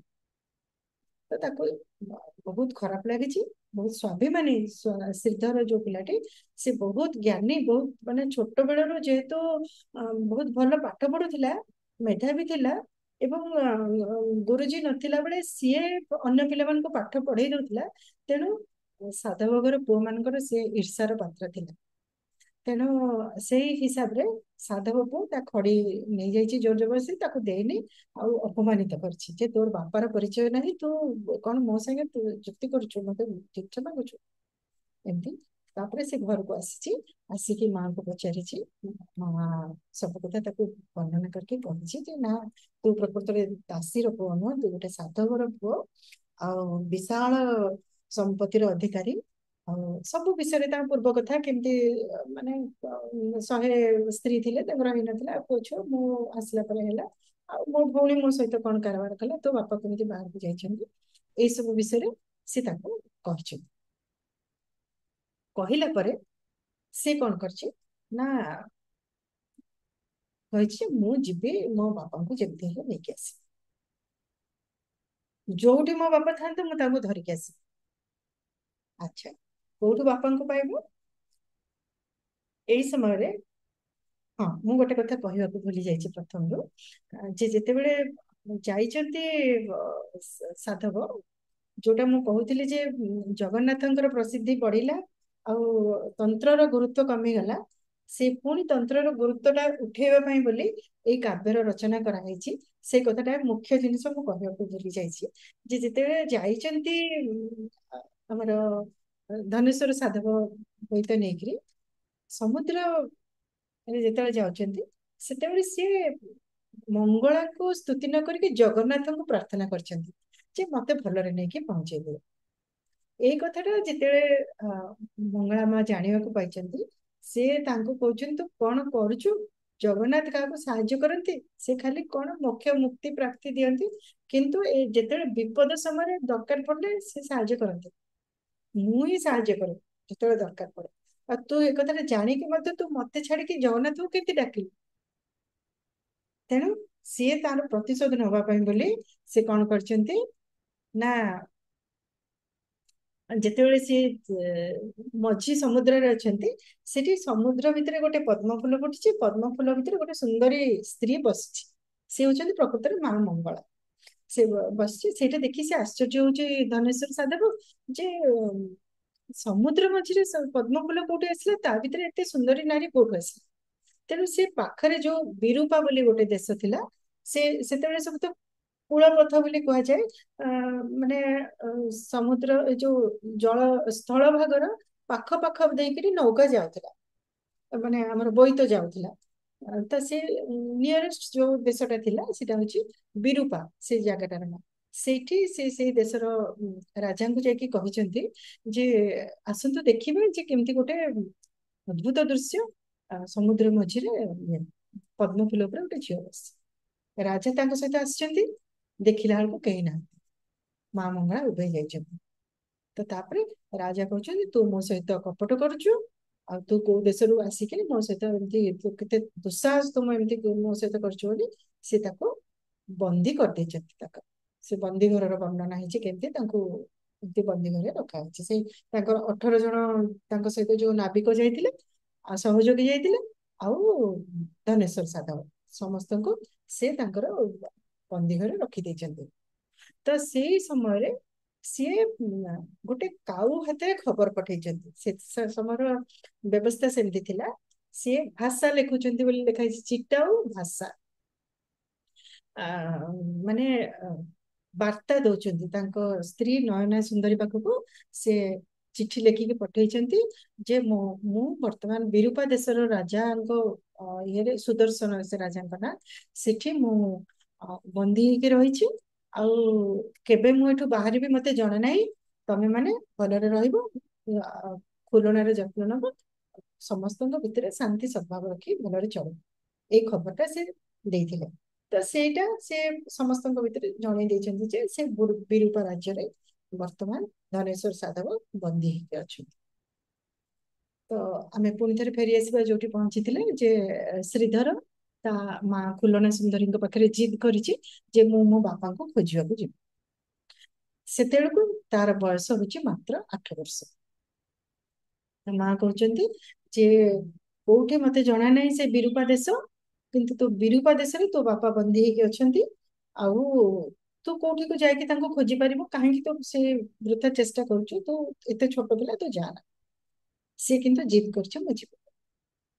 ସିଏ ଯୋଉ ଯାଇଛି ସେତେବେଳେ ସିଏ କଣ କରିଛି, ଆ ଯିବା ପାଇଁ ବୋଲି ଇଏ କରିଛି। ସେତେବେଳେ ସେଇଟା ଗୋଟେ ବହୁତ ବଢିଆ ବର୍ଣ୍ଣନା ସେଠି ହେଇଛି ଯେ ଯେତେବେଳେ ଆମର ସାଧବ ମାନେ ଯାଉଥିଲେ ସେତେବେଳେ ତା ପୂର୍ବର ପ୍ରସ୍ତୁତି କଣ, ସେ କଣ କରିଛି, ସିଏ ମଧ୍ୟ ଗୋଟେ, ସେ କହୁଛି ଯେ ମୁଁ ବୋଇତ କୋଉଠୁ ଆଣିବି, ମୋ ପାଖରେ ତ ବୋଇତ ନାହିଁ, ମୋ ମା ତ ଦାସୀ, କଣ କରିବି। ତା ମା ପୁଣି ମା ମଙ୍ଗଳାଙ୍କୁ ପ୍ରାର୍ଥନା କରିଛନ୍ତି, ମା ମଙ୍ଗଳା ତା ପାଇଁ ଗୋଟେ ଦିବ୍ୟ ବୋଇତ ଆଣିକି ଦେଇଛନ୍ତି।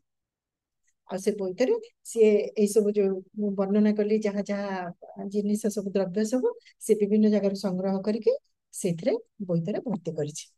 ତାପରେ ସିଏ ବ୍ରାହ୍ମଣଙ୍କ ପାଖକୁ ଯାଇଛି ଦେଖିବା ପାଇଁ, ଭଲ ଯୋଗ ଦେଖିକିରି ସେ ବୋଇତରେ ବାହାରେ। ପ୍ରଥମେ ସେଇ କାମଟା ହବ, ବୋଇତ କେବେ ବାହାରିବ। ତାପରେ ଯୋଗ ଠିକ କରାହେଇକି ଜିନିଷ ପତ୍ର ଭର୍ତ୍ତି କରାହେଇଛି।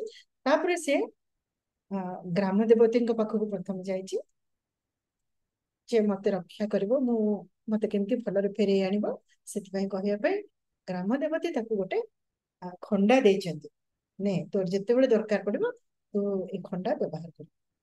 ତାପରେ ସେଠୁ ସେ ଗାଁର ଶିବ ମନ୍ଦିରକୁ ଯାଇଛି, ଶିବଙ୍କ ପ୍ରାର୍ଥନା କରିଛି। ଶିବ ତାକୁ 3ଟା ଧନୁ ଦେଇଛନ୍ତି। ତାପରେ ସେଠୁ ସେ ଯାଇଛି, ତା ମା କହୁଛି ଯେ ଦେଖେ ବଡ ମାନଙ୍କର ତ ଆଶୀର୍ବାଦ ନବା କଥା, ତୋ ବଡ ମାଉସୀ ନୟନା ଯଦିଓ ସିଏ ଗୋଟେ ଖରାପ ପ୍ରକୃତିର, ଖଳ ପ୍ରକୃତିର ସ୍ତ୍ରୀ ଲୋକ, ହେଲେ ମଧ୍ୟ ବି ସିଏ ତୋର ସମ୍ମାନୀୟ, ତୁ ଯାଇକି ତାଠୁ ଆଶୀର୍ବାଦ ନେଇକି ଆସି ଯିବା ପାଇଁ। ସିଏ ତା ଆଉ ଜଣେ ଦାସୀ, ତା ମାର ଜଣେ ସାଙ୍ଗ, ତା ସହିତ ସିଏ ଯାଇଛି, ନୟନା ପାଖକୁ ଯାଇଛି। ଏବଂ ସେ ପରିଚୟ ଯେତେବେଳେ ଦେଇଛି, ସିଏ ଚମକି ପଡିଛି ନୟନା, ଯେ ଇଏ ବଞ୍ଚିଛି, ଏତେ ବଡ ହେଇଗଲାଣି, ଆଉ ସେ ତା ବାପାକୁ ଖୋଜିବାକୁ ଯିବାକୁ ବାହାରି ପଡିଲାଣି।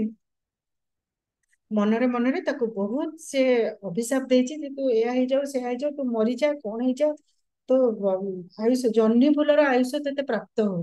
ଗୋଟେ ଜହ୍ନି ଫୁଲ କେତେ ସମୟ, ସନ୍ଧ୍ୟାବେଳେ ଫୁଟିବ, ଆଉ ଟିକେ ଗଲେ ମରିଯିବ। ତ ଏଇ ପ୍ରକାର ସେ ତାକୁ ବହୁତ ପ୍ରକାରର ମନେ ମନେ ଅଭିଶାପ ଦେଇଛି। କିନ୍ତୁ ତାକୁ କହିଛି କଣ,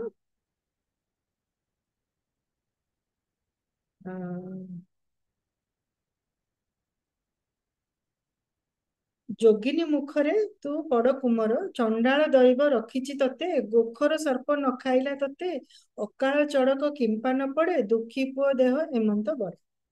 ସେ ଭାବୁଛି ଏତେ ଦୁଃଖରେ ତ ମା ରହିକି ତୁ ଏଡେ କେମିତି ବଢିକି, ସେ ପୁଅ ଭାରି ସୁନ୍ଦର ଦେଖାଯାଉଛି, ଆଉ ଚେହେରା ଭାରି ସୁନ୍ଦର ପିଲା, ତାକୁ ତତେ କେମିତି ସାପ ବାଘ ଖାଇନି, ତୁ କେମିତି ତୋ ଉପରେ ଚଡକ ପଡିନି, ତୁ ବଞ୍ଚିଛୁ କେମିତି? କିନ୍ତୁ ମନେ ମନେ ଇଏ କରିକି ତାପରେ ସେଠୁ ସେ ତାକୁ କହୁଛି ଯେ ଉଁ, କେମିତି ଗଲା ବାଟରେ କେତେ କେତେ ବିପଦ ପଡିବ, ତୁ ଯୋଉ ଏତେ ସାହସ ବାନ୍ଧିଛୁ ଯିବୁ ପାଇଁ ବୋଲି, ଯିବା ପାଇଁ ବୋଲି, ଜାଣିଛୁ ସେ ବାଟରେ କେତେ ବିପଦ ଅଛି। ସେ ଏଥିରୁ ଆମେ ଜାଣିପାରିବା ସମୁଦ୍ରରେ ମଧ୍ୟ କେତେ ବିପଦ ଆସେ, ତାର ବର୍ଣ୍ଣନା ଗୁଡାକ ଏଥିରେ କୁହାଯାଇଛି।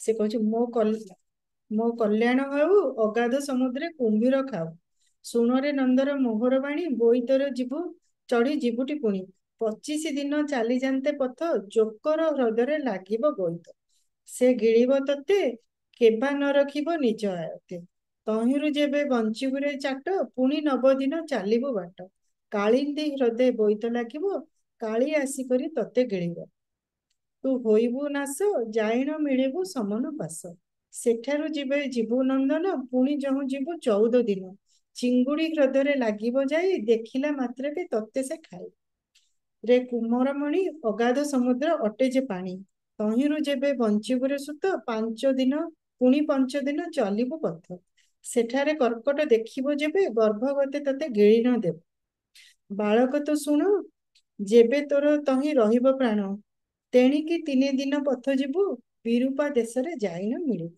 ସେଠାରେ ଅଛି ରାଜା ସୁଦର୍ଶନ, ପିତାକୁ ତୋର ସେ କରିଛି ବନ୍ଧନ।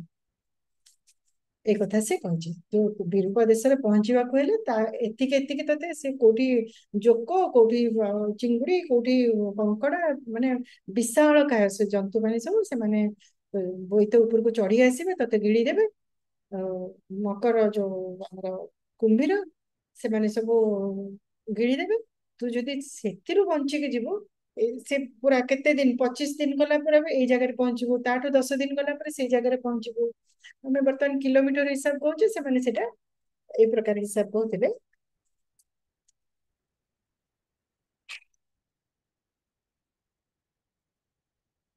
ତାପରେ ସେ ପୁଅ ବାହାରିଛି ଯିବା ପାଇଁ ବୋଲି, ଆ ମାନେ ଆଶୀର୍ବାଦ, ସେ ଅଭିଶାପ ଦଉ କି ଆଶୀର୍ବାଦ ଦଉ, ସେ କିନ୍ତୁ ତାକୁ ମୁଣ୍ଡିଆ ମାରିକି ଆସିଛି, ଆଉ ମାଆକୁ ଜଣେଇନି ଯେ ଭଉଣୀ ଏମିତି କହିଛି ବୋଲି, ସେ କହୁଛି ନା ନା, ସେ ମତେ ବହୁତ ଆଶୀର୍ବାଦ କଲେ, ଭଲରେ ଛାଡି। ତାପରେ ସେ ମା ମଙ୍ଗଳାକୁ ନମସ୍କାର କରିଛି, ଆଉ ସେ ତାକୁ ଦୁବ 7 ଦୁବ ଦେଇଛନ୍ତି, ତୁ ଏଇଟା ସବୁବେଳେ ରଖିଥିବୁ, ତୋ ବିପଦ ବେଳେ ସାହାଯ୍ୟ କରିବୁ। ଏମିତି ହେଇକି ସେ ତାପରେ ବାହାରିଛି। ସିଏ କହିଛି, ତା ମା କହିଛି ଯେ ତୋତେ ସବୁଠୁ ଗାଁର ବିଶ୍ୱସ୍ତ ଲୋକ ଯିଏ, ତାକୁ ଯାଇକି ଗୁହାରି କରିଛି ଯେ ତମେ ଟିକେ ମୋ ପୁଅ ସାଙ୍ଗରେ ଯାଅ, ଆଉ ଯାଇକି ସେ ବିରୂପା ଦେଶରେ ଯେମିତି ପହଞ୍ଚିକିରି ତା ବାପାଙ୍କୁ ସେ ସନ୍ଧାନ କରିବ। ତାପରେ ସେମାନେ ବାହାରିକି ଯାଇଛନ୍ତି।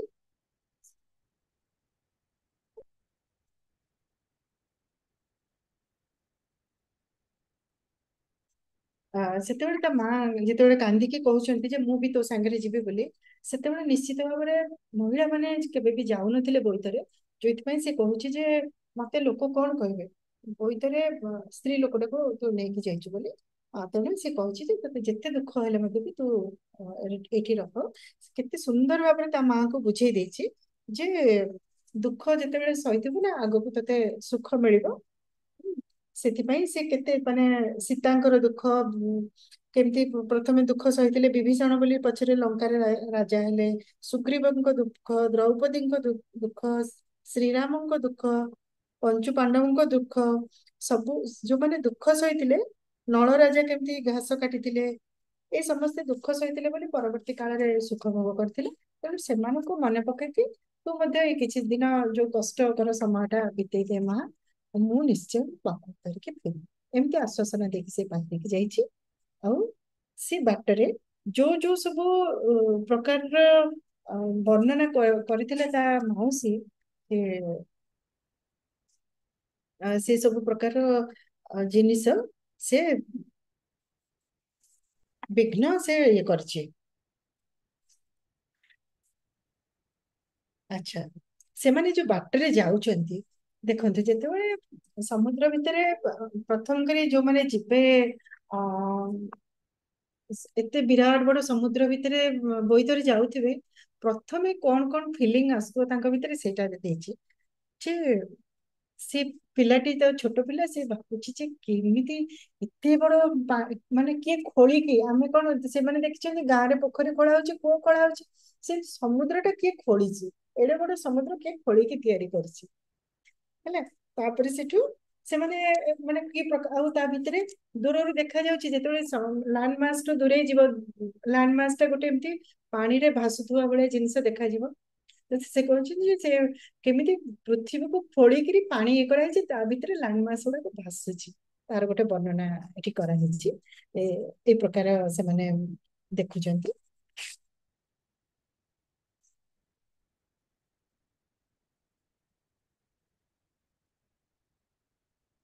ହଁ, ଆଉ ଗୋଟେ ଜିନିଷ ଯୋଉଠି ସେମାନେ ଯାଇଛନ୍ତି, ପ୍ରଥମେ ଡଙ୍ଗାରେ ଚଢୁଛନ୍ତି, ତା ମା କାନ୍ଦୁଛନ୍ତି ବିକଳ ହେଇକି। ସେ ସମୟରେ ଯୋଉ ଲୋକ ଜଣକ ଯାଇଛନ୍ତି ଶ୍ରୀଧର ସହିତ, ଗାଁର ସୋମନାଥ ଡଗର ବୋଲି, ସିଏ କହୁଛନ୍ତି ଯେ ଆମେ ଦେଖି ଶୁଣିଛେ ଯେ ବୋଇତ ବନ୍ଦେଇବାକୁ ଯାଉଥିଲେ, ବୋଇତ ବନ୍ଦାଣ ଯୋଉ କରୁଥିଲେ ସାଧବ ଲଳନା ମାନେ, ସାଧବ ଘର ବୋହୂ ମାନେ, ସେଟା ସେଠି କହୁଛନ୍ତି ଯେ ଯେତେବେଳେ ସୁନ୍ଦର ବେଶ ହେଇକିରି, ସଜ ହେଇକିରି, ଅର୍ଘ୍ୟ ଥାଳି ଧରିକି ତାଙ୍କୁ ବନ୍ଦାଣ କରିକି ଛାଡିବେ, ତାଙ୍କର ହସ ହସ ମୁହଁ ଦେଖିକି ଯଦି ସାଧବ ମାନେ ଯିବେ, ତାହେଲେ ତାଙ୍କର ସବୁ ଶୁଭ ହବ, ସେମାନେ ଭଲରେ ଫେରିବେ। ଆଉ ତାଙ୍କ ଆଗରେ କନ୍ଦା କଟା ଗଲେ ତାଙ୍କର ଅଶୁଭ ହବ। ତେଣୁ ସେଥିପାଇଁ ସେ ମନ ଦୁଃଖ କରିକି କାନ୍ଦୁଛନ୍ତି। ସେ କହୁଛନ୍ତି ସୋମନାଥ ବୋଲି ନୁହଁ ବିମୁଖ, ବାଟରେ ଆମ୍ଭକୁ ପଢିବ ଦୁଃଖ, ସୁଚିତ୍ତ ମନରେ ମେଲାଣି କର, ବିଘ୍ନ ନ ପଡେ ଯେମନ୍ତ ପଥର ପଥର। ତେଣୁ ସେ କହୁଛି ଯେମିତି ତମେ ଖୁସି ମନରେ ଆମକୁ ବିଦାୟ ଦିଅ। ଆଉ ତେଣୁ ତାପରେ ଖୁଲଣା ସୁନ୍ଦରୀ ଆ ସଜ ହେଇକିରି, ବେଶ ହେଇକିରି ସେ ଯାଇଛନ୍ତି, ଅର୍ଘ୍ୟ ଥାଳି ଧରିକି ବନ୍ଦାଣ କରିଛନ୍ତି, ଆଉ ଏମାନେ ଯାଇଛନ୍ତି। ତାପରେ ବାଟରେ କେମିତି ସବୁ ବିଭିନ୍ନ ଜୀବଜନ୍ତୁ ଦେଖିଛନ୍ତି, ସେ ସବୁ ସେ କହିଛନ୍ତି। ତାପରେ ଏଠି ଗୋଟେ ବହୁତ ଗୁରୁତ୍ୱପୂର୍ଣ୍ଣ କଥା କୁହାଯାଇଛି ଯେ ଯୋଉ କାଳୀ ଆମର ଅଛନ୍ତି ବଙ୍ଗରେ, ଏଇଟା ନିଶ୍ଚିତ ଭାବରେ ସେ ଉତ୍ତର ଦିଗକୁ ଯାଉଛନ୍ତି, ମାନେ ଆମର ବିରୂପା ଦେଶକୁ ସେ ଯୋଉ ଯାଇଛି ବୋଲି କହୁଛି, ଓଡିଶାରୁ ସେ ବଙ୍ଗ ଦେଶ ଦେଇକି ଉପରକୁ ସେ ଯାଇଛି। ସେ ବିରୂପା ଦେଶ ଯୋଉଟା, କାରଣ ସେ କହୁଛି ଯେ ବଙ୍ଗ ଦେଶ ପାଖରେ କାଳୀ ତାକୁ ଖାଇବା ପାଇଁ ଗୋଡେଇଛନ୍ତି। କାଳୀ ଠାକୁରାଣୀ ଆମ ଯୋଉ ବଙ୍ଗରେ ପୂଜା ପାଆନ୍ତି, ସେଇଠି ସେ ବର୍ଣ୍ଣନା ହେଇଛି। କଣ ହେଇଛି ନା, କାଳୀ ହଉଛନ୍ତି ପ୍ରକୃତରେ ଆମର ଶ୍ରୀଲଙ୍କାରେ ଯୋଉ ମହିରାବଣ ପୂଜା କରୁଥିଲେ କାଳୀ। ତାପରେ ରାମକୁ ସେ ଯୋଉ ବଳି ଦେବା ପାଇଁ ନେଇଥିଲା, ପ୍ରତ୍ୟେକ ଦିନ ମହିରାବଣ ଜଣେ ଜଣେ ମଣିଷକୁ ସେଠି ନର ବଳି ଦଉଥିଲେ, ଆଉ ତା ବଳରେ ସେ ପୁରା ବଳିୟାନ ହେଇଥିଲା, ମାନେ କାଳୀଙ୍କର କରୁଣାରୁ। ତ କାଳୀ ପ୍ରତ୍ୟେକ ଦିନ ନର ମାଂସ ଭକ୍ଷଣ କରୁଥିଲେ ଯେତେବେଳେ ଶ୍ରୀଲଙ୍କାରେ ଥିଲେ। ତାପରେ ସେଠୁ ସେ କହିଲେ କି ମୁଁ ତ, ମୋର ତ ଯଦି ମରିଗଲା, ମହିରାବଣ ତ ମରିଗଲା, ମୋର ପରମ ଭକ୍ତ, ମତେ ଏବେ କିଏ ଦବ ପ୍ରତ୍ୟେକ ଦିନ ମାଂସ ଦବ, ଏଇ ରାଜ୍ୟ ତ ଧ୍ୱଂସ ପାଇଗଲା। ତାପରେ ତାକୁ ଆଣିକି ସେମାନେ କାଳୀଙ୍କୁ ହନୁମାନ ଆଣିକିରି ବଙ୍ଗ ଦେଶରେ ସ୍ଥାପନା କରିଥିଲେ। ଏଇଠି ତମେ ରୁହ, ଏଇଠି ତମକୁ ନରବଳି ଦିଆହବ। ତ କାଳୀଙ୍କୁ ସେଠି ସେତେବେଳେ ନରବଳି ଦିଆହଉଥିଲା, ସେ ପର୍ଯ୍ୟନ୍ତ ନରବଳି ଦିଆହଉଥିଲା। ତ ଶ୍ରୀଧର ଯେତେବେଳେ ଯାଇଛନ୍ତି, ଆଉ ସେଠି ତାଙ୍କୁ ନରବଳି ଦବା ପାଇଁ ବୋଲି କାଳୀ ତାଙ୍କୁ ନେଇଛନ୍ତି, ତ ସିଏ ତାଙ୍କୁ ତାଙ୍କର ଯୋଉ ଖଣ୍ଡା ଦେଇଥିଲେ, ତାଙ୍କ ଗ୍ରାମ ଦେବତୀ ଯୋଉ ଖଣ୍ଡା ଦେଇଥିଲେ, ସେଇ ଖଣ୍ଡା ସେ ତାଙ୍କୁ ଦେଖେଇଛନ୍ତି। ସେଇଥିରୁ ସେ ବୁଝିପାରିଛନ୍ତି ଯେ ଇଏ ହଉଛି ଧନେଶ୍ଵର ସାଧବର ପୁଅ। ତାପରେ ସେ ତାକୁ ସାହାଯ୍ୟ କରିଛନ୍ତି, ଏବଂ ବିରୂପା ଦେଶକୁ କେମିତି ଯିବାକୁ ହବ ସେ ବାଟ କହିଦେଇଛନ୍ତି। ତାପରେ ସେ ସେଇଠି ଶ୍ରୀଧର କହୁଛି ଯେ ମା କାଳୀ, ଆଉ ତମେ ମତେ ବହୁତ ସାହାଯ୍ୟ କରିଛ, ଆଉ ମୁଁ ତମକୁ ଗୋଟେ ପୁଅ ହିସାବରେ ପ୍ରାର୍ଥନା କରୁଛି, ଆଜିଠାରୁ ଆପଣ ଆଉ ନରବଳି ଖାଆନ୍ତୁ ନାହିଁ। ତାପରେ ସେଇ ଦିନଠୁ ନରବଳି ଠାକୁରାଣୀଙ୍କ ପାଖରେ, କାଳୀଙ୍କ ପାଖରେ ବନ୍ଦ ହେଇଛି। ଏଇଟା ଗୋଟେ ବହୁତ ଭଲ ମେସେଜ ଏଥିରେ ଆସିଛି। ସେ ଶ୍ରୀଧର ବୋଲି ପିଲାଟି ସେ ବହୁତ ମାନେ ନ୍ୟାୟ ବାଟରେ ସେ ଯାଇଛି, ବହୁତ ଦୟାଳୁ, ବହୁତ ନ୍ୟାୟପରାୟଣ ଏବଂ ବହୁତ କର୍ତ୍ତବ୍ୟନିଷ୍ଠ। ଆଉ ତା କଥାରେ ରାଜି ହେଇଛନ୍ତି।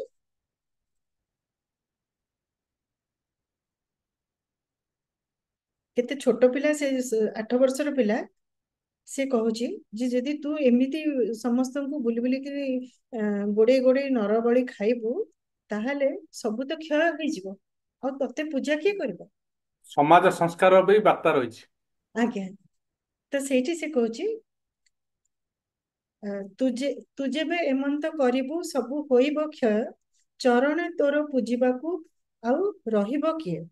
ପଣ୍ଡିତ ସୁଜନ ମୁରୁଖ ବିପ୍ରେ ଆଦି ଶ୍ରୀ ଆଦି ରାଜା, ତୋର କାଳୀ ମୂର୍ତ୍ତି ମଞ୍ଚରେ କାହିଁ ପାଇବେ ପୂଜା? କାଳିକା କହିଲେ ଶ୍ରୀଧର, ସତ କହିଲୁ ତୁହି, ଆଜି ମୁଁ ନରବଳି ନିଶ୍ଚେ ନ ଖାଇବିଟି ମୁହିଁ। ତାପରଠୁ କାଳି ଛାଡିଦେଲେ ନରବଳି ଖାଇବା।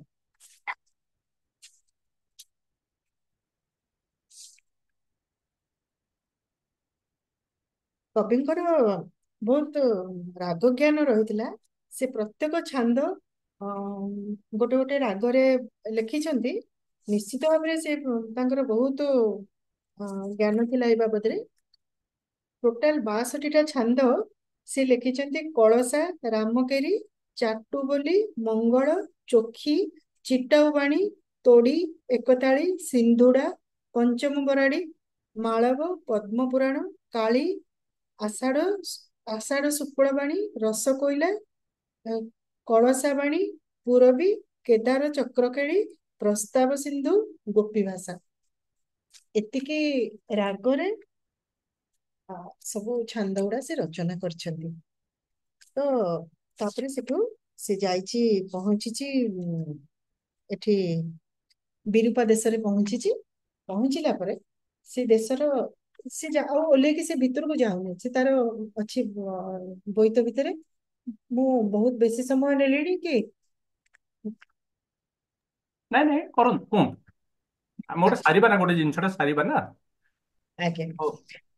ତ ସେ ଯେତେବେଳେ ସେଠି ଯାଇକି ପହଞ୍ଚିଛି, ସେଠିକାର ଯିଏ କଟୁଆଳ ଆସିକି କହୁଛି ଯେ ତମେ ପ୍ରଥମେ, ତାମାନେ ଯେତେବେଳେ ଗୋଟେ ବୋଇତ ପହଞ୍ଚିବ, ସେ ବୋଇତରେ ଯିଏ ସାଧବ, ସେ ପ୍ରଥମେ ଯାଇକି କଟସି ଭିଜିଟ କରିବାକୁ ପଡିବ ରାଜାଙ୍କୁ, ସେଠିକାର ରାଜାଙ୍କୁ ଯାଇକି ଆଗ ପ୍ରଥମେ ଦେଖା କରିବ। ଏବଂ ମୁଁ ଏ ଦେଶରୁ ଆସିଛି, ଏୟା ଜିନିଷ ନେଇକି ଆସିଛି, ମୁଁ ଆପଣଙ୍କ ଦେଶରେ ଏତିକି ଦିନ ରହିବି, ଏୟା ବେପାର କରିବି, ସମସ୍ତ ଡିଟେଲ ଇନଫର୍ମେସନ ଦବ। ତାପରେ ଯାଇକି ସେ ଯାଇକି ସେଠି ଓହ୍ଲେଇକି ବାହାରେ ତାର ଲୋକମାନେ ଆସିପାରିବେ, ତା ଜିନିଷ ବାହାରକୁ ଅଣାଯାଇ ପାରିବ, ବ୍ୟବସାୟ କରାଯାଇ ପାରିବ। ତ କିନ୍ତୁ ଇଏ ଶ୍ରୀଧର ଓହ୍ଲେଇକି ଯାଉନି। ତ ତାଙ୍କ କଟୁଆଳ ଆସି କହୁଛି, କଣ ତୋର ଆସିକି ଲାଗିଲାଣି ବୋଇତ, ତ ମୁଁ ଦେଖୁଛି 2-3 ଦିନ ହେଲାଣି, ତୁ କାହିଁ ଯାଇକି ତ କହୁନୁ ରାଜାଙ୍କ ଆଗରେ କେମିତି କଣ କରିବାକୁ ହବ? ତୋର ତ ବହୁତ ଇଏ ନା, ତୁ ରାଜାଙ୍କୁ କହୁନୁ ଆସିକି ମତେ ଦେଖା କରିବେ, ମୁଁ କାହିଁ ତାଙ୍କୁ ଦେଖା କରିବାକୁ ଯିବି? ମୁଁ ଦେଖ। ରାଜା ଏଇଟା ଶୁଣିକି ତାଙ୍କୁ ବହୁତ ବାଧିଛି। ସିଏ କହିଛନ୍ତି ଯେ ସେ ପିଲାକୁ ଆଣିକି ମାରିଦିଅ, ତାର ଏତେ କେତେ ସାହସ ଅଛି। ତ ସେଇଠି ପୁଣି ମଙ୍ଗଳା ମା ତାକୁ ସାହାଯ୍ୟ କରିଛନ୍ତି। ରାଜା ତାକୁ ଘୋଡସବାର ପଠେଇଛନ୍ତି, ହାତୀ ପଠେଇଛନ୍ତି, ମଲ୍ଲ ଯୋଦ୍ଧା ପଠେଇଛନ୍ତି। ତାପରେ ଖଣ୍ଡା ଧରିକି ଆସିଛନ୍ତି ସୈନ୍ୟମାନେ ତାକୁ ମାରିଦବା ପାଇଁ। ସେମାନେ ଯେତେ ଜଣ ତା ବେକ ପାଖକୁ ଖଣ୍ଡା ନଉଛନ୍ତି ମାରିବା ପାଇଁ, ସେ ଖଣ୍ଡା ବୁଲିକି ଆସିକି ପୁଣି ତାଙ୍କ ନିଜ ବେକରେ ମାରି ହେଇଯାଉଛି। ଏମିତି ହେଇକି 26 ଜଣ ତାଙ୍କର ଯୋଦ୍ଧା ଆ, ନିଜ ଖଣ୍ଡା ଆଘାତରେ ନିଜ ମୁଣ୍ଡ କଟିଛି, ସେମାନେ ମରିଛନ୍ତି। ତାପରେ ତାଙ୍କୁ ଶୂଳୀରେ ବସିବାକୁ ନେଇଛନ୍ତି, ସେ ଶୂଳୀରେ ବସେଇଦବା। ସେଠି ମଧ୍ୟ ବି ମା ମଙ୍ଗଳା ତାଙ୍କୁ ସାହାଯ୍ୟ କରିଛନ୍ତି।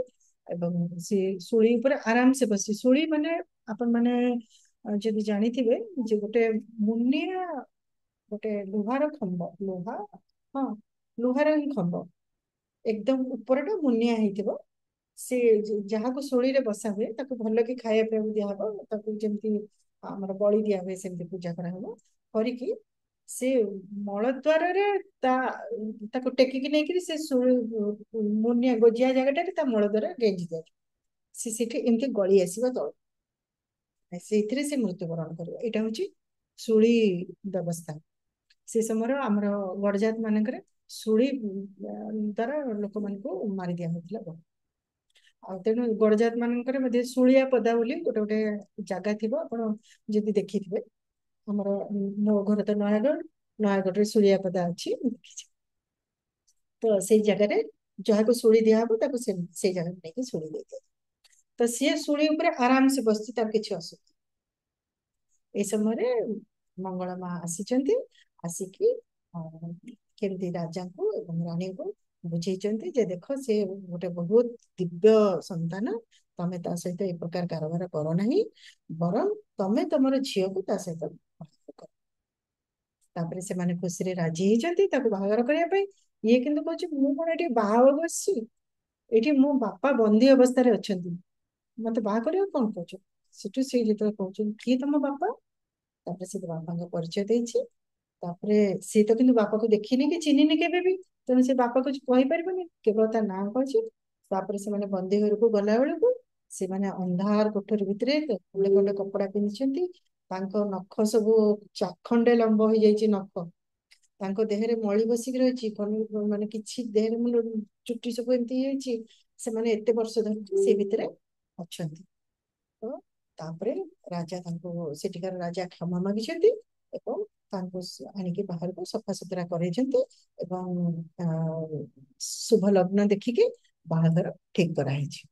ଯେତେବେଳେ ବାହାଘର ଠିକ କରାହେଇଛି, ସେତେବେଳେ ଇଏ କହୁଛି ଯେ ପୁଅ କହୁଛି ଆମର ଶ୍ରୀଧର ମା ମଙ୍ଗଳାଙ୍କୁ କହୁଛି ଯେ ସିଏ ରାଜା ଘର, ତାଙ୍କର ଏତେ ଥାଟରେ ବାହାଘର କରିବେ, ମୁଁ କଣ ଏମିତି ଗୋଟେ ଭିକାରୀ ଭଳିଆ ଏକୁଟିଆ ଏମିତି ଚାଲି ଚାଲି ଯିବି ବାହା ହବା ପାଇଁ ବୋଲି।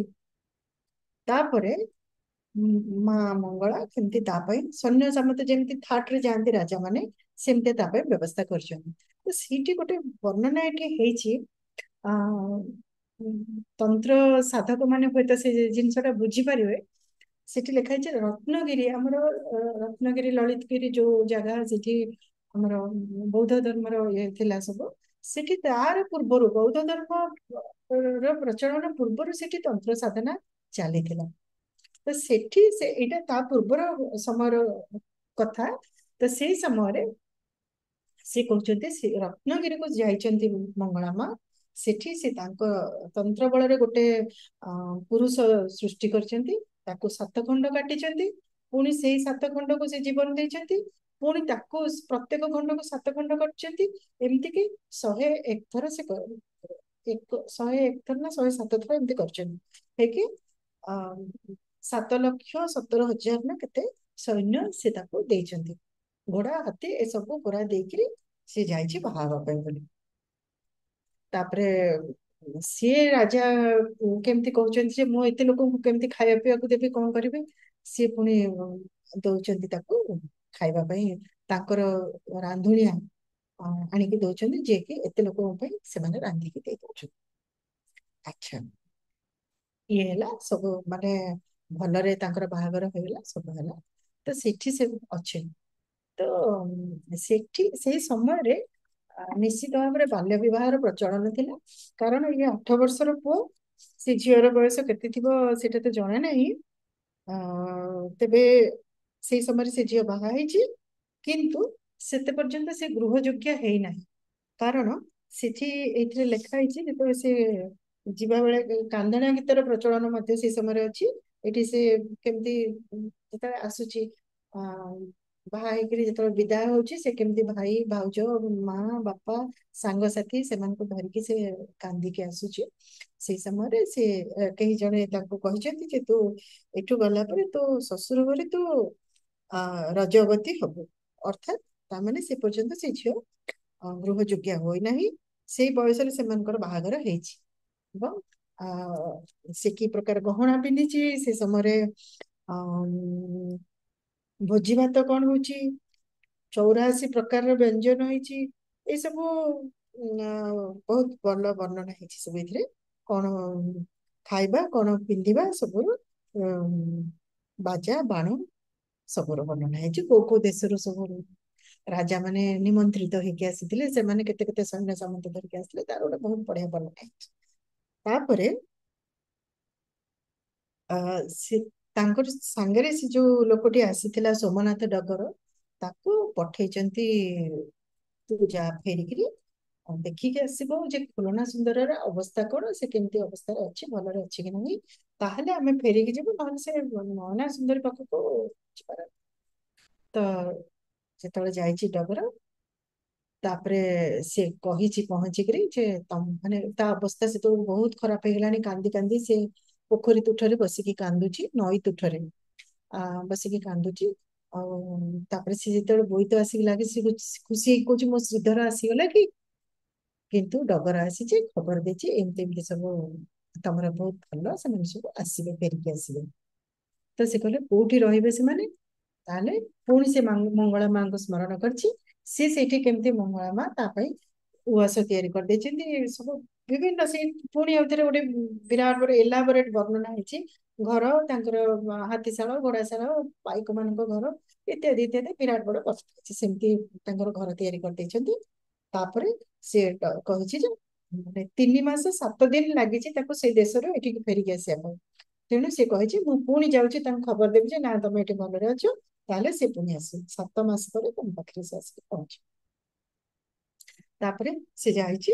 ଆଉ ଏଇ ଖବର ଯେତେବେଳେ ତା ଭଉଣୀ ପାଖରେ ପହଞ୍ଚିଛି, ନୟନା ପାଖରେ, ଯେ ଏମିତି ସେ ସୁବର୍ଣ୍ଣପୁରରେ ଖୁଲଣା ସୁନ୍ଦରୀ ରହିଛି, ଆଉ ତା ସ୍ଵାମୀ ସେତେବେଳେ ଫେରି ଆସିବାର ଖବର ପାଇସାରିଲାଣି, ତା ପୂର୍ବରୁ ସେ କେମିତି ତାକୁ ମାରିଦବା ପ୍ଲାନ୍ କରିଛି। ସେ ଆଉ ସେ ତା ପ୍ରତି ଅତ୍ୟନ୍ତ ଈର୍ଷାନ୍ୱିତ ହେଇ ପଡିଛି। ସେ କଣ କରିଛି ନା ସେ ଆସିକି ଲୋକମାନଙ୍କ ଆଗରେ କହିଛି ଯେ ଏଇଟା ନିଶ୍ଚିତ ଭାବରେ ସେ ସମୟରେ ଘଟଣାଟା ଘଟୁଥିବ ଯେ ଯେତେବେଳେ ସାଧବ ମାନେ ବହୁ ଦିନ ଧରିକି ମାସାଧିକ କାଳ, ବର୍ଷ, ଏମିତିକି ବର୍ଷ ବର୍ଷ ଧରିକି ବିଦେଶରେ ରହୁଥିଲେ, ତାଙ୍କ ପତ୍ନୀ ମାନେ ବା ତାଙ୍କ ପରିବାରର କନ୍ୟା ମାନେ ହୁଏତ ପରପୁରୁଷଙ୍କ ସହିତ ସମ୍ପର୍କ ରଖୁଥିଲେ, ଅବୈଧ ସମ୍ପର୍କ। ସେଥିପାଇଁ ଏଠି ଏଇ ବର୍ଣ୍ଣନା ରହିଛି ଯେ ସେ ନୟନା ସୁନ୍ଦରୀ ତାକୁ ବଦନାମ କରିବାକୁ ଚେଷ୍ଟା କରିଛି ଯେ ତୁ ଏଇ ସବୁ ଜିନିଷ କୋଉଠୁ ପାଇଲୁ, ତୁ ନିଶ୍ଚିତ ଅନ୍ୟ କୌଣସି ଗୋଟେ ସାଧବ ସହିତ ଅବୈଧ ଅନୈତିକ ସମ୍ପର୍କ ରଖିଛୁ, ଯୋଉଥିପାଇଁ ତତେ ଏସବୁ ଜିନିଷ ପ୍ରାପ୍ତ ହେଇଛି। ସେ ଯେତେବେଳେ ମନା କରୁଛି, ତାକୁ ସେ ସେଇଟା ଗୋଟେ ବାହାନା ଦେଖେଇକି ତାକୁ ମାରିବାକୁ ଚେଷ୍ଟା କରିଛି। ଯେ ସେ କେମିତି କହିଛି ଯେ ମାନେ ଅତି ଅବାନ୍ତର କଥା ସବୁ ତାକୁ କହିଛି ଯେ ତୁ ଆଖିର ପତା, ଗୋଟେ ଏଇଟା ବୋଇତର ସେପ ନା, ଆଖିର ପତାଟା ଗୋଟେ ଜାହାଜର ସେପ। ତେଣୁ ସେ କହୁଛି ଆଖିର ପତାକୁ ତୁ ବୋଇତ କରିକିରି ନଦୀ ପାରି ହବ। ତାପରେ ସେଠୁ ସେ ସେଥିରେ ମଧ୍ୟ ତାକୁ ସାହାଯ୍ୟ କରୁଛନ୍ତି। ଆଉ ତା ମଙ୍ଗଳା ମା ରହିଛନ୍ତି ସେଠି କାହା ପାଖରେ? ଶ୍ରୀଧର ପାଖରେ। ଏଇଠି ତାଙ୍କର ଅଷ୍ଟ କାତ୍ୟାୟନୀ, ତାଙ୍କର ଶକ୍ତି 8 ଜଣ ଶକ୍ତିଙ୍କୁ ତାଙ୍କ ପାଖରେ ଛାଡିକି ଯାଇଛନ୍ତି। ସିଏ ତାର ଦାୟିତ୍ୱ ନେଇଛନ୍ତି ସେତେ ଦିନ ପର୍ଯ୍ୟନ୍ତ ଖୁଲଣା ସୁନ୍ଦରୀର। ସିଏ କେମିତି ତାକୁ ସାହାଯ୍ୟ କରିଛନ୍ତି। ସିଏ ସେଇଥିରେ ଆଖିର ପତାରେ ବସିକିରି ଜୀବ ନଦୀ ପାରି ହବା ପାଇଁ କରିବ। ତାପରେ ଖଣ୍ଡାଧାରରେ ଚାଲିବ, ସେଥିରେ ମଧ୍ୟ ସେମାନେ ସେ କେମିତି ଚାଲିଲା ପରେ ମଧ୍ୟ ତା ଗୋଡରୁ ଟୋପାଟେ ରକ୍ତ ବୋହିନି। ଏଇଟା ସବୁ ସତୀତ୍ୱର ପ୍ରମାଣ। ସେ ଲୋକମାନଙ୍କ ସାମ୍ନାରେ ସେ ଲୋକ ସବୁ ଆଶ୍ଚର୍ଯ୍ୟ ହଉଛନ୍ତି। ସୂତା 7 ଖିଅ ସୂତା ଏମିତି ବନ୍ଧା ହବ 2ଟା ଖଣ୍ଡରେ, ତାପରେ ସେ 7 ଥର ଚାଲିବ। ସେ ସୂତା ଯଦି ନ ଛିଣ୍ଡିବ ତାହେଲେ ସେ ସତୀ। ସେ ପରୀକ୍ଷାରେ ବି ସେ ଉତ୍ତୀର୍ଣ୍ଣ ହେଇଛି। ତାପରେ 99 ମହଣ ଛୁଞ୍ଚି ପୋତା ହେଇଛି ସବୁ, ସେ ଛୁଞ୍ଚି ଉପରେ ସେ ଚାଲିବ, 7 ଘେରା ଚାଲିବ। ଯଦି ତା ଗୋଡରେ ଟିକେ ବି ଛୁଞ୍ଚି ନ ଫୁଟିବ ତାହେଲେ ସେ ସତୀ। ଏ ସମସ୍ତ ପରୀକ୍ଷାରେ ତାକୁ ସାହାଯ୍ୟ କରିଛନ୍ତି, ମା ମଙ୍ଗଳା ସାହାଯ୍ୟ କରିଛନ୍ତି। ସେ ସଫଳତାର ସହିତ ଉତ୍ତୀର୍ଣ୍ଣ ହେଇଛନ୍ତି। ଶେଷରେ ସେ ଆଉ କିଛି ଉପାୟ ନ ପାଇକରି ସେ କହିଛି ଯେ ଜଉ ଘରେ ତାକୁ ରଖିକି ପୋଡିଦେବା ପାଇଁ ବୋଲି। 5 ବଖରା ଘର ଜଉ ଭର୍ତ୍ତି କରାହେଇଛି, ମଝି ବଖରା ତାକୁ ରଖିକି ଚାରିପଟେ ନିଆଁ ଲଗେଇଛି। ସେ 5 ଦିନ ଧରିକି କଣ୍ଟିନ୍ୟୁଅସଲି ନିଆଁ ଲାଗିଛି। ତ ସେମାନେ ଭାବୁଛନ୍ତି ଯେ ନିଶ୍ଚିତ ଭାବରେ ସେ ଏ ଭିତରେ ପୋଡି ଯାଇଥିବ। ଗାଁ ଲୋକମାନେ ଭାବୁଛନ୍ତି ଏଥିରୁ ଉଦ୍ଧାର ପାଇବାର ନାହିଁ। କିନ୍ତୁ ସେତେବେଳକୁ କଣ ହେଇଛି ନା 3 ମାସର ବାଟକୁ ମା ମଙ୍ଗଳା 3 ଦିନରେ ସାରିକି ବାପା ପୁଅଙ୍କୁ ଫେରେଇ ଆଣିଛନ୍ତି। ଯେ 3 ଦିନ ସେମାନେ ଆଜି ପହଞ୍ଚିକି ସେତେବେଳେ ଦେଖୁଛନ୍ତି ଯେ ନାହାନ୍ତି ଇଏ ଖୁଲଣା ସୁନ୍ଦରୀ ତାଙ୍କୁ ଆସୁନାହାନ୍ତି ଅର୍ଘ୍ୟ ନେଇକିରି, ଅର୍ଘ୍ୟ ଥାଳି ନେଇକି ବନ୍ଦେଇକି ଆସିବା ପାଇଁ ବୋଲି। ଆଉ ଅନ୍ୟ ରାଣୀ ମାନେ ଆସିଛନ୍ତି। ତାଙ୍କର ଅନ୍ୟ ସ୍ତ୍ରୀ ମାନେ ସବୁ ଆସିଛନ୍ତି, 100 ସ୍ତ୍ରୀ ଆସିଛନ୍ତି। ତ ତାପରେ ସେଠୁ ସେମାନେ ପୁଅ ବୋହୂ ଆଉ ସହିତ ଧନେଶ୍ଵର ସାଧବ ତାଙ୍କର ନଗରକୁ ଆସିଛନ୍ତି। ତାପରେ ସେ ଖୋଜୁଛନ୍ତି ଖୋଲଣା କାହିଁ। ତାପରେ ସେ କହୁଛି ଯେ ସେ ନିଆଁରେ ପୋଡି ହେଇଯାଇଛି। ସେ ପାଖକୁ ସେ ଯାଇଛନ୍ତି, ଦେଖିଲା ବେଳକୁ ତା ଭିତରୁ ମା ମଙ୍ଗଳା ନିଜ କୋଳରେ ଖୋଲଣା ସୁନ୍ଦରୀକୁ ଧରିକି ତା ଭିତରୁ ବାହାରି ଆସିଛନ୍ତି। ଯେତେବେଳେ ତା ଭିତରୁ ବାହାରି ଆସିଛନ୍ତି, ସେ ଆହୁରି ଉଜ୍ଜଳ ଆହୁରି ସୁନ୍ଦର ଦେଖା ଯାଉଛନ୍ତି। ତାପରେ ସେମାନେ କେମିତି ଭଲରେ ସୁଖରେ ସମୟ କଟେଇଛନ୍ତି ସେ ବିଷୟରେ ବର୍ଣ୍ଣନା ହେଇଛି। ଆଉ ତାପରେ କେମିତି ଶ୍ରୀଧର ମାନେ ଧନେଶ୍ଵର ସାଧବ ଶ୍ରୀଧରକୁ ତାଙ୍କ ନଗରର ରାଜା କରେଇଛନ୍ତି, ଏବଂ ସିଏ କେମିତି ଆହୁରି ସବୁ ଲୋକଙ୍କ ସୁବିଧା ପାଇଁ ବୋଲି ସେତେବେଳେ କଣ କରୁଥିଲେ ରାଜା ମାନେ ମାନେ ସାଧବ ମାନେ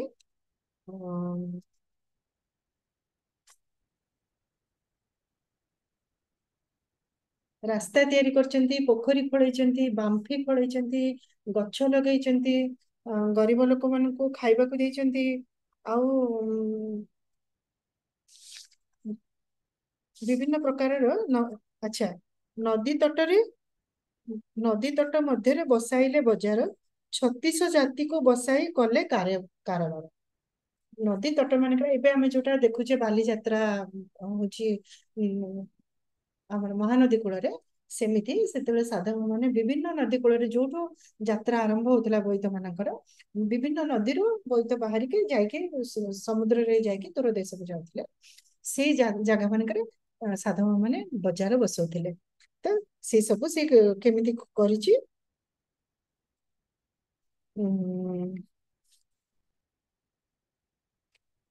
ନିର୍ଧନ ମାନଙ୍କୁ ସେ ଯେ ପୁଣି ବହୁତ ଧନ ଦେଲା, ଠାବେ ଠାବେ ପୁଷ୍କରଣୀ ଯେ କୂପ ବାମ୍ଫି ଖୋଳିଲା, ଅପନ୍ତରା ବାଟେ ନେଣ ବଟ ବୃକ୍ଷ ସେ ରୋପି, ଜଗତି ଅଟ୍ଟାଳି ଦେଉଳ ସ୍ଥାନେ ସ୍ଥାନେ ସେ ସ୍ଥାପି, ମଙ୍ଗଳାଙ୍କୁ ଧ୍ୟାନ କରିଣ ସୁଖେ ଅଛନ୍ତି ତହିଁ, ଘାଗରା ଦେଶରେ ସମନ ବାଧା ଯେ ନ ଲାଗୁ। ଯେ ତେଣୁ ସମସ୍ତେ ସେଠି ସେ ଦେଶରେ ସୁଖରେ ରହିଲେ। ଏଟା ଗୋଟେ ମାନେ ଶେଷ ହେଇଛି ଗପ ଏଥିରେ। ତେଣୁ ଶେଷରେ ସେ ଏଇଟା ମେସେଜ ଦଉଛନ୍ତି ଯେ